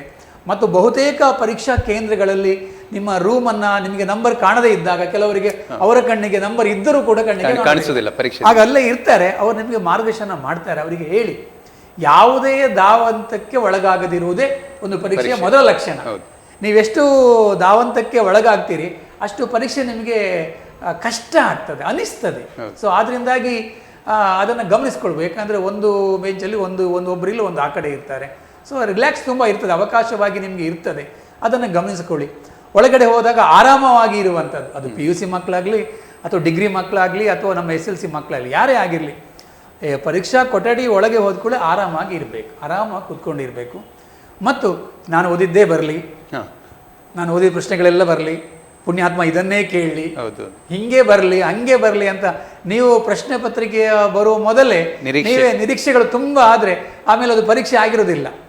ಸೊ ಅದರಿಂದಾಗಿ ಒಂದು ಆತ್ಮವಿಶ್ವಾಸ ನಮಗೆ ಮಾಡಿಕೊಳ್ಳಿಕ್ಕೆ, ಅವರು ಪ್ರಶ್ನೆ ಯಾವುದು ಬೇಕಾದರೆ ಕೇಳಿ, ನನಗೆ ಉತ್ತರ ಬರಲಿಕ್ಕೆ ತಯಾರಿದ್ದೀನಿ ಎಂದು ಒಂದು. ಇನ್ನೊಂದು, ನಾವು PUC ಮಕ್ಕಳು ಕೂಡ ಗಮನಿಸಿದ್ದೀನಿ, ಅವ್ರು ಇನ್ನು ಎಕ್ಸಾಮ್ಗೆ ಇನ್ನೊಂದು ಕಾಲು ಗಂಟೆ ಇದೆ, ಪುಸ್ತಕ ಓದ್ತಾ ಇರ್ತಾರೆ. ನಮ್ಮ ಇವರು ಹೇಳ್ತಾರೆ, ಮನೋತಜ್ಞರು ಹೇಳ್ತಾರೆ, ಕೊನೆಯ ಕ್ಷಣಗಳಲ್ಲಿ ಪುಸ್ತಕ ಓದಬಾರ್ದು, ಪುಸ್ತಕಗಳನ್ನು ಮಡಿಸ್ತಾ ಹೋಗೋದು, ಪಾಯಿಂಟನ್ನು ಹೀಗೆ ಪಾಯಿಂಟ್ ಮಾತ್ರ ನೋಡೋದು ಅಷ್ಟೇ. ಅದು ನೀವು ಓದೋದಲ್ಲ. ಅಲ್ಲಿ ನಮ್ಮಲ್ಲಿ 2 ರೀಡಿಂಗ್ ಇದೆ, ಒಂದು ಹಾರ್ಸ್ ರೀಡಿಂಗ್, ಇನ್ನೊಂದು ಹಾರ್ಸ್ ರೀಡಿಂಗ್ ಅಂತ ಇದೆ. ಇದು ಹಾರ್ಸ್ ರೀಡಿಂಗ್, ಕುದುರೆ ಹೋದಂಗೆ ನೋಡ್ತಾ ಹೋಗೋದು. ಇಲ್ಲಿ ಏನಾಗುತ್ತೆ ಅಂದರೆ, ನೀವು ಯಾವುದೊಂದು ಪಾಯಿಂಟ್ ನೋಡ್ತಾ ಇದ್ದೀರಿ, ಅಷ್ಟೊತ್ತಿಗೆ ಮತ್ತೊಂದು ಪಾಯಿಂಟ್ ನೆನಪಾದ ಕೂಡಲೇ ಇದನ್ನು ಬಿಟ್ರಿ ಆ ಕಡೆಗೆ ಹೋದ್ರಿ, ಈ ಕಡೆಯಿಂದ ಆ ಕಡೆಗೆ, ಆ ಕಡೆಯಿಂದ ಈ ಕಡೆಗೆ ಹೋದ್ರೂ ಏನಾಗುತ್ತೆ, ಭಾಳ ಕಷ್ಟ ಆಗುತ್ತೆ. ಅದರ ಬದಲು ಎಕ್ಸಾಮಿಗೆ 15 ನಿಮಿಷ ಇದ್ದಾಗ ಯಾರೊಟ್ಟಿಗೂ ಮಾತನಾಡೋದು ಒಳ್ಳೇದಲ್ಲ ಅಂತ ಹೇಳ್ತಾರೆ, ಅದು ನಿಮಗೆ ಬಿಟ್ಟಂಥ ವಿಚಾರ. ಎಲ್ಲರೂ ಒಂದು ಕಡೆ ಕೂತ್ಕೊಂಡು ಒಂದು ಕಡೆ ನಿಂತ್ಕೊಂಡು ಆ ಫೋಟೋಗಳನ್ನು ಒಮ್ಮೆ ಗ್ಲಾನ್ಸ್ ಪಕ್ಷಿ ನೋಟ ಅಂತ ಒಂದಿದೆ, ಪಕ್ಷಿ ನೋಟ, ಹದ್ದು ಮೇಲಕ್ಕೆ ಹೋಗಿ ಹಿಂಗೆ ಕಾಣುತ್ತಂತಲ್ಲ, ಆ ರೀತಿಯಲ್ಲಿ ನೋಡಿದಾಗ ಸ್ವಲ್ಪ ಈಸಿ ಆಗುವಂಥದ್ದು ಆಗ್ತದೆ. ಮತ್ತು ಇನ್ನೊಂದು, ನೀವು ಹೇಳಿದ ಹಾಗೆ ಒಂದು ಪರೀಕ್ಷೆ ಕಷ್ಟ ಆಯ್ತು ಅಂತೇಳಿ ಇನ್ನೊಂದ್ರ ಬಗ್ಗೆ ಅಯ್ಯೋ ಅಂತ ಹೇಳೋದಲ್ಲ. ಈ ಪರೀಕ್ಷೆ ಕಷ್ಟ ಆಗಿದೆ, ಇನ್ನೊಂದು ನಾನು ಇನ್ನೂ ಅದರಲ್ಲಿ ಜಾಸ್ತಿ ಮಾರ್ಕನ್ನು ಪಡ್ಕೊಳ್ಳಿಕ್ಕೆ, ಮೇಕಪ್ ಆಗ್ಕೊಳ್ಳಿಕ್ಕೆ, ಪಿಕಪ್ ಆಗಲಿಕ್ಕೆ, ಅಪ್ ಆಗಲಿಕ್ಕೆ ನಾನೇನಾದರೂ ಮಾಡಲಿಕ್ಕೆ ಸಾಧ್ಯ ಉಂಟಾ, ಅದರ ಬಗ್ಗೆ ನೀವು ಖಂಡಿತವಾಗಿ ಯೋಚನೆ ಮಾಡಬೇಕು. ಮತ್ತು ಎಲ್ಲ PUC ವಿದ್ಯಾರ್ಥಿಗಳಿಗೆ ನಮ್ಮ ಉಡುಪಿ ಚಾನೆಲ್ ಪರವಾಗಿ ಮತ್ತು ಶಿಕ್ಷಣ ಸೌರಭ ಕಾರ್ಯಕ್ರಮದ ಪರವಾಗಿ ಎಲ್ಲ PUC ವಿದ್ಯಾರ್ಥಿಗಳಿಗೆ ಆರಾಮವಾಗಿ, ಕೂಲಾಗಿ, ಅತ್ಯಂತ ಖುಷಿಯಿಂದ, ಪರೀಕ್ಷೆ ಎಂಬುದು ಒಂದು ಹಬ್ಬ ಅಂತ ತುಂಬ ಮಾತಾಡ್ತಾರೆ, ಹಬ್ಬ ಎಂಬುದನ್ನು ಸಂಭ್ರಮಿಸಿಕೊಂಡು ಖುಷಿಯಿಂದ ಶಾಲೆಯ ಯೂನಿಫಾರ್ಮನ್ನು ಹಾಕ್ಕೊಂಡು, ಹೊಸ ಡ್ರೆಸ್ ಅಲ್ಲ ಇಲ್ಲಿ, ಶಾಲೆಯ ಯೂನಿಫಾರ್ಮನ್ನು ಹಾಕ್ಕೊಂಡು ಒಂದು ಪರೀಕ್ಷೆಯನ್ನು ಬರೀರಿ ಅಂತೇಳಿ ಈ ಮೂಲಕ ನಾವು ಶುಭವನ್ನು ಹಾರೈಸ್ತಾ ಇದ್ದೀವಿ. ಮತ್ತೆ ನಾವು ಪುನಃ SLC ಮಕ್ಕಳ ಕಡೆಗೆ ಬರೋಣ. ಇನ್ನೊಂದು, ನೀವು ಆಗ ಆರಂಭದಲ್ಲಿ ಹೇಳಿದ್ರಿ ಹೊಸದಾಗಿ ಏನನ್ನು ಯೋಚನೆ ಮಾಡೋದು ಅಂತೇಳಿ. ಹೊಸದಾಗಿ ಯೋಚನೆ ಮಾಡಲಿಕ್ಕೆಲ್ಲ ಏನಿಲ್ಲ, ಹೊಸದಾಗಿ ಏನು ಯೋಚನೆ ಮಾಡಲಿಕ್ಕಿಲ್ಲ. ಅಲ್ಲ, ಕ್ವಶನ್ ನಾಳೆ ಇದೇನಾದರೂ ಔಟ್ ಆಗ್ತದಾ ಅಥವಾ ಅದರಲ್ಲಿ ಬರ್ತದಾ, ನಾನು ಬಂದರೆ ಏನು ಮಾಡೋದು, ನಾನು ಇಷ್ಟೆಲ್ಲ ಓದಿದ್ದೀನಿ, ಬೇಡ. ಇಲಾಖೆ ಕಟ್ಟುನಿಟ್ಟಾದಂಥ ವ್ಯವಸ್ಥೆ ಎಲ್ಲ ಮಾಡಿದೆ, ಅದನ್ನು ಖಂಡಿತವಾಗಿ ಅನುಸರಿಸ್ತದೆ. ಆ ದೃಷ್ಟಿಯಲ್ಲಿಯೇ ಎಲ್ಲ ತಯಾರಿದ್ದದು. ನೀವು ವಿನಾಕಾರಣ ಪ್ರಶ್ನೆಯನ್ನು ಮಾಡೋದು ಬೇಡ. ನಾನು ತುಂಬ ಮಕ್ಕಳನ್ನು ಗಮನಿಸಿದ್ದೇನೆ, ಅದು ಸರ್ ಅದು ಹಾಗಾಗ್ತದೆ, ಅಲ್ಲಿ ಯಾವ ಪ್ರಶ್ನೆ ಪತ್ರಿಕೆ ಬಂತು ಅಥವಾ ಇದಂತ ಕೆಲವರು ಫಾರ್ವರ್ಡ್ ಮಾಡ್ತಾರೆ ನಿಮಗೆ, ಅದರ ಬಗ್ಗೆ ದಾವಂತ ಬೇಡ. ಅಲ್ಲ, ಮತ್ತೊಂದು ತುಂಬಾ ಆತಂಕ ಸರ್ ಅದು. ಕೆಲವರು ಏನೋ ಕಿಡಿಗಡಿಗಳು ಏನ್ ಮಾಡ್ತಾರೆ, ಯಾವುದೋ ಒಂದು ಪ್ರಶ್ನೆ ಪತ್ರಿಕೆಯನ್ನ ಇದು ಪ್ರಶ್ನೆ ಪತ್ರಿಕೆ ಔಟ್ ಆಗಿದೆ ಅಂತೇಳಿ ಇದ್ ಮಾಡ್ತಾರೆ. ಇವ್ರು ಏನ್ ಮಾಡ್ತಾರೆ, ಸಿಕ್ಕಿತು ಅಂತ ಹೇಳ್ಕೊಂಡು ಅದನ್ನ ಬೇರೆಯವರಿಗೆ ಕಳಿಸುವಂತದ್ದು, ಅದನ್ನೇ ಓದ್ಕೊಂಡು ಹೋಗುವಂತದ್ದು, ಅದೆಲ್ಲ ಮಾಡ್ತಾರೆ. ಅದು ಕಾನೂನು ಪ್ರಕಾರ ತುಂಬಾ ದೊಡ್ಡ ಅಪರಾಧ ಆಗಿರ್ತದೆ. ಆದ್ರಿಂದ ಅಂಥದ್ದು ಯಾವುದಕ್ಕೂ ಅವಕಾಶ ಕೊಡಬೇಡಿ. ನೀವು ಪ್ರಾಮಾಣಿಕವಾಗಿ ಏನು ಓದಿದ್ದೀರಿ, ನಾನು ಇಷ್ಟು ಬರಿತೇನೆ ಅನ್ನೋದನ್ನು ಎಣಿಸ್ಕೊಳ್ಳಿ. ಮತ್ತು ಪರೀಕ್ಷೆ ಕ್ವಶನ್ ಪೇಪರು ಖಂಡಿತವಾಗಿಯೂ ಈ ಬಾರಿ ಅಂತೂ ಔಟ್ ಆಗುವಂಥ ಸಂಭವನೀಯತೆ ಇಲ್ಲವೇ ಇಲ್ಲ. ಯಾಕಂದರೆ ಅದರ ಬಗ್ಗೆ ಇಲಾಖೆ ನಮ್ಮ ಪ್ರಶ್ನೆ ಪತ್ರಿಕೆಯನ್ನು ಅಷ್ಟು ಕಟ್ಟುನಿಟ್ಟಾಗಿ ನಿರ್ಬಂಧಿತವಾಗಿ ಯಾರಿಗೂ ಕೂಡ ಅದನ್ನು ಕಾಪಿ ಮಾಡದೇ ಇರುವ ರೀತಿಯಲ್ಲಿ ಮಾಡಿದೆ. ಅದರಿಂದ ಯಾವ ಸಾಧ್ಯತೆಗಳು ಇಲ್ಲ. ಮಕ್ಕಳು ಅದ್ರ ಕಡೆಗೆ ಗಮನ ಹರಿಸೋದು ಬೇಡ. ಯಾಕಂದರೆ ಒಂದ್ಸಲ ಪ್ರಿಪ್ರೇಟರಿಯಲ್ಲಿ, ಈ ಸಲ ಫಸ್ಟ್ ಪ್ರಿಪ್ರೇಟರಿಯಲ್ಲೇ ಹೊರಗಡೆ ಔಟ್ ಆಗಿದೆ ಅಂತ ಹೇಳ್ಕೊಂಡು ಮತ್ತೆ ಅದರಿಂದ ಗಂಭೀರವಾದ ಪರಿಣಾಮ ಕೂಡ ಎದುರಿಸಿದ್ರು. ಅದರಿಂದ ಅಂಥ ಯಾವುದೇ ಒಂದು ತೊಂದರೆ ನಮ್ಮ ಜಿಲ್ಲೆಯಲ್ಲಂತೂ ಆಗೋದು ಬೇಡ. ಆ ನಿರೀಕ್ಷೆಯನ್ನು ವಿದ್ಯಾರ್ಥಿಗಳು ಇಟ್ಕೊಳ್ಳೋದಿಲ್ಲ ಅನ್ನೋದು ನಮ್ಮ ಭಾವನೆ. ಖಂಡಿತವಾಗಿ. ಅಂದರೆ ಎಲ್ಲೋ ಒಂದು ಕಡೆಯಲ್ಲಿ ಈ ರಜೆ ಟೈಮಲ್ಲೂ ಕೂಡ ಹಾಗೆ ಯಾವುದೋ ಒಂದು ಬಂದ್ಬಿಡ್ತು ರಜೆ ಅಂತ ಹೇಳಿ, ಅದು ಯಾವತ್ತೋ ಬಂದಂತ ಆರ್ಡರ್. ಹಾಗಾಗಿ ಕೆಲವರಿಗೆ ಒಂದು ಅವರನ್ನ ವಿಘ್ನ ಸಂತೋಷಗಳು ಅಂತ ಕರೀತಾರೆ. ಸೊ ನೀವು ಅದರ ಬಗ್ಗೆ ಏನು ಬೇಡ. ನಾನು ಪರಮ ಪ್ರಾಮಾಣಿಕನಾಗಿ ಪರಮ ಪ್ರಾಮಾಣಿಕನಾಗಿ ನಾನು ಕಲ್ತಿದ್ದೇನೆ, ಆ ಉತ್ತರವನ್ನು ಬರೀತೇನೆ. ಮತ್ತು ನಾನು ಹಾಲಲ್ಲಿ ಹೋಗ್ತೇನೆ, ನನಗೆ ಅವ್ನ ಫ್ರೆಂಡ್ಶಿಪ್ ಅದು ನಾಳೆ ನಿಂಗೆ ಹೇಳ್ಕೊಡು. ಈಗೆಲ್ಲ ವೆಬ್ ಕ್ಯಾಮರಾ ಇದೆ, ಅದೆಲ್ಲ ವೆಬ್ ಕಾಸ್ಟಿಂಗ್ ಅನ್ನುವಂಥದ್ದು ಆಗ್ತದೆ. ವೆಬ್ ಕಾಸ್ಟಿಂಗ್ ಅಂದ್ರೆ ಈ ಪ್ರತಿ ಪರೀಕ್ಷೆ ಹಾಲ್ ಇದು ಏನ್ ಮಾಡ್ತಾರೆ, ಜಿಲ್ಲಾ ಮಟ್ಟದಲ್ಲಿ ಅದನ್ನ ವಾಚ್ ಮಾಡ್ತಾ ಇರ್ತಾರೆ, ಜಿಲ್ಲಾ ಮಟ್ಟದನ್ನ ರಾಜ್ಯ ಮಟ್ಟದಲ್ಲಿ ವಾಚ್ ಮಾಡ್ತಾ ಇರ್ತಾರೆ. ಆದ್ರಿಂದ ಎಲ್ಲಿಯೂ ಕೂಡ ಪರೀಕ್ಷಾ ಅಕ್ರಮಕ್ಕೆ ಅವಕಾಶಗಳಿಲ್ಲ. ವಿದ್ಯಾರ್ಥಿಗಳು ಅದನ್ನ ಫಸ್ಟ್ ತಿಳ್ಕೊಳ್ಳಿ. ಆನಂತರ ಬೇರೆಯವರಿಗೆ ಹೆಲ್ಪ್ ಮಾಡ್ಲಿಕ್ಕೆ ಹೋಗಿ ನಿಮ್ಮ ಭವಿಷ್ಯವನ್ನ ಹಾಳು ಮಾಡ್ಕೊಳ್ಬೇಡಿ. ಯಾರೋ ಒಬ್ಬ ಇರ್ತಾನೆ, ನನಗೆ ಸ್ವಲ್ಪ ಹೇಳ್ಕೊಡು ಅಂತ ಹೇಳ್ಕೊಂಡು ಅಥವಾ ನನಗೆ ಸ್ವಲ್ಪ ತೋರಿಸು ಅಂತ ಹೇಳ್ಕೊಂಡು ಸಣ್ಣ ಕ್ಯಾಮರಾದಲ್ಲಿ ಸಣ್ಣ ಮೂಮೆಂಟ್ ಕೂಡ ಏನಾಗ್ತದೆ, ನೋಟ್ ಆಗ್ತದೆ. ಅದರಿಂದ ವಿದ್ಯಾರ್ಥಿಗಳು ಅಂಥದ್ದು ಯಾವುದಕ್ಕೂ ಕೂಡ ಅವಕಾಶ ಕೊಡದೆ ಪ್ರಾಮಾಣಿಕವಾಗಿ ನಾನು ಎಷ್ಟು ಕಲ್ತಿದ್ದೇನೆ, ನಾನು ಇಷ್ಟು ಬರಿತೇನೆ, ಅಷ್ಟು ಮಾತ್ರ ಇಲ್ಲ, ನನ್ನ ಪ್ರಾಮಾಣಿಕ ಪ್ರಯತ್ನಕ್ಕೆ ಖಂಡಿತ ಸಕ್ಸಸ್ ಸಿಗ್ತದೆ ಅನ್ನೋದನ್ನ ಭಾವಿಸಿಕೊಂಡು ಪರೀಕ್ಷೆಯನ್ನು ಎದುರಿಸಬೇಕು. ಇನ್ನೊಂದು ಈ PUC ಮಕ್ಕಳಲ್ಲಿ ಗಮನಿಸಿದ ಹಾಗೆ, ನಾವು ಇದಕ್ಕೆ ಹೋದಾಗ ಈಗ ಎಲ್ಲ ಹೈಸ್ಕೂಲ್ ಟೀಚರನ್ನು ಹಾಕ್ತಾ ಇದ್ದಾರೆ. ಈ PUC ಮಕ್ಕಳು ಏನು ಮಾಡ್ತಾರೆ ಅಂತ ಹೇಳಿದ್ರೆ, ಒಂದು ರೀತಿಯಲ್ಲಿ ಸೂಪರ್ವೈಸರನ್ನು ನೋಡ್ತಾ ಇರೋದು. ಇದು ಏನಾಗುತ್ತೆ ಹೇಳಿದ್ರೆ, ತುಂಬ ಸಲ ನೀವು ಸೂಪರ್ವೈಸರ್ ನೋಡ್ತಾ ಹೀಗೆ ಬರೀಲಿಕ್ಕೆ ಶುರು ಮಾಡಿದರೆ ನಮಗೂ ನಾವು ಮನುಷ್ಯರು, ನಮ್ಗೆ ಅನುಮಾನ ಬರೋಕ್ಕೆ ಶುರುವಾಗ್ತದೆ. ಅನುಮಾನ ಬರೋಕೆ ನಾವೇನು ಮಾಡ್ತೀವಿ, ನಿಮ್ಮ ಹತ್ರ ನಿಂತ್ಕೊಂಡ್ಬಿಡ್ತೀವಿ. ಆವಾಗ ಇವರಿಗೆ ಬರಲಿಕ್ಕೆ ಆಗೋದಿಲ್ಲ. ಆ ರೀತಿಯಲ್ಲಿ ನೀವು ಸೂಪರ್ವೈಸರನ್ನು ನೋಡುವಂಥದ್ದು, ಅಂದರೆ ನೋಡಬಾರ್ದು ಅಂತ ಏನಿಲ್ಲ, ಒಂದು ರೀತಿಯಲ್ಲಿ ಅನುಮಾನ ಬರುವ ಹಾಗೆ ನೀವೇ ಮಾಡಿಕೊಳ್ಳೋದು, ಬೇರೆ ಯಾರಲ್ಲ, ನಿಮಗೆ ನೀವೇ ಅನುಮಾನ ಬರುವ ಹಾಗೆ ನೋಡುವಂಥದ್ದು, ಅದು ಒಳ್ಳೆಯದಲ್ಲ. ಇನ್ನೊಂದು, ಮೊದಲ ದಿವಸ ನಿಮ್ಗೆ ಯಾರಂತ ಗೊತ್ತಿರೋದಿಲ್ಲ, ನೀವೀಗ ಇದನ್ನು ಹೇಳಿದೆ, ಇದು ತುಂಬ ಕಡೆ ಆಗಿದೆ, ನಾನು ನೋಡಿದ್ದೇನೆ. ಯಾಕೆಂದರೆ ಇವರು ಹೆಲ್ಪ್ ಮಾಡ್ಲಿಕ್ಕೆ ಹೋಗಿ ಇವನೇ ಬಲಿಪಶು ಆಗುವಂತ. ಹಾಗಾಗಿ ಅದೆಲ್ಲ ಯಾರಿಗಿಲ್ಲ, ನಾನು ಅವನಿಗೆ ಕೇಳ್ತೀನಿ ಅಂತ ಹೇಳೋದು ಬಹಳ ತಪ್ಪಾಗತ್ತೆ.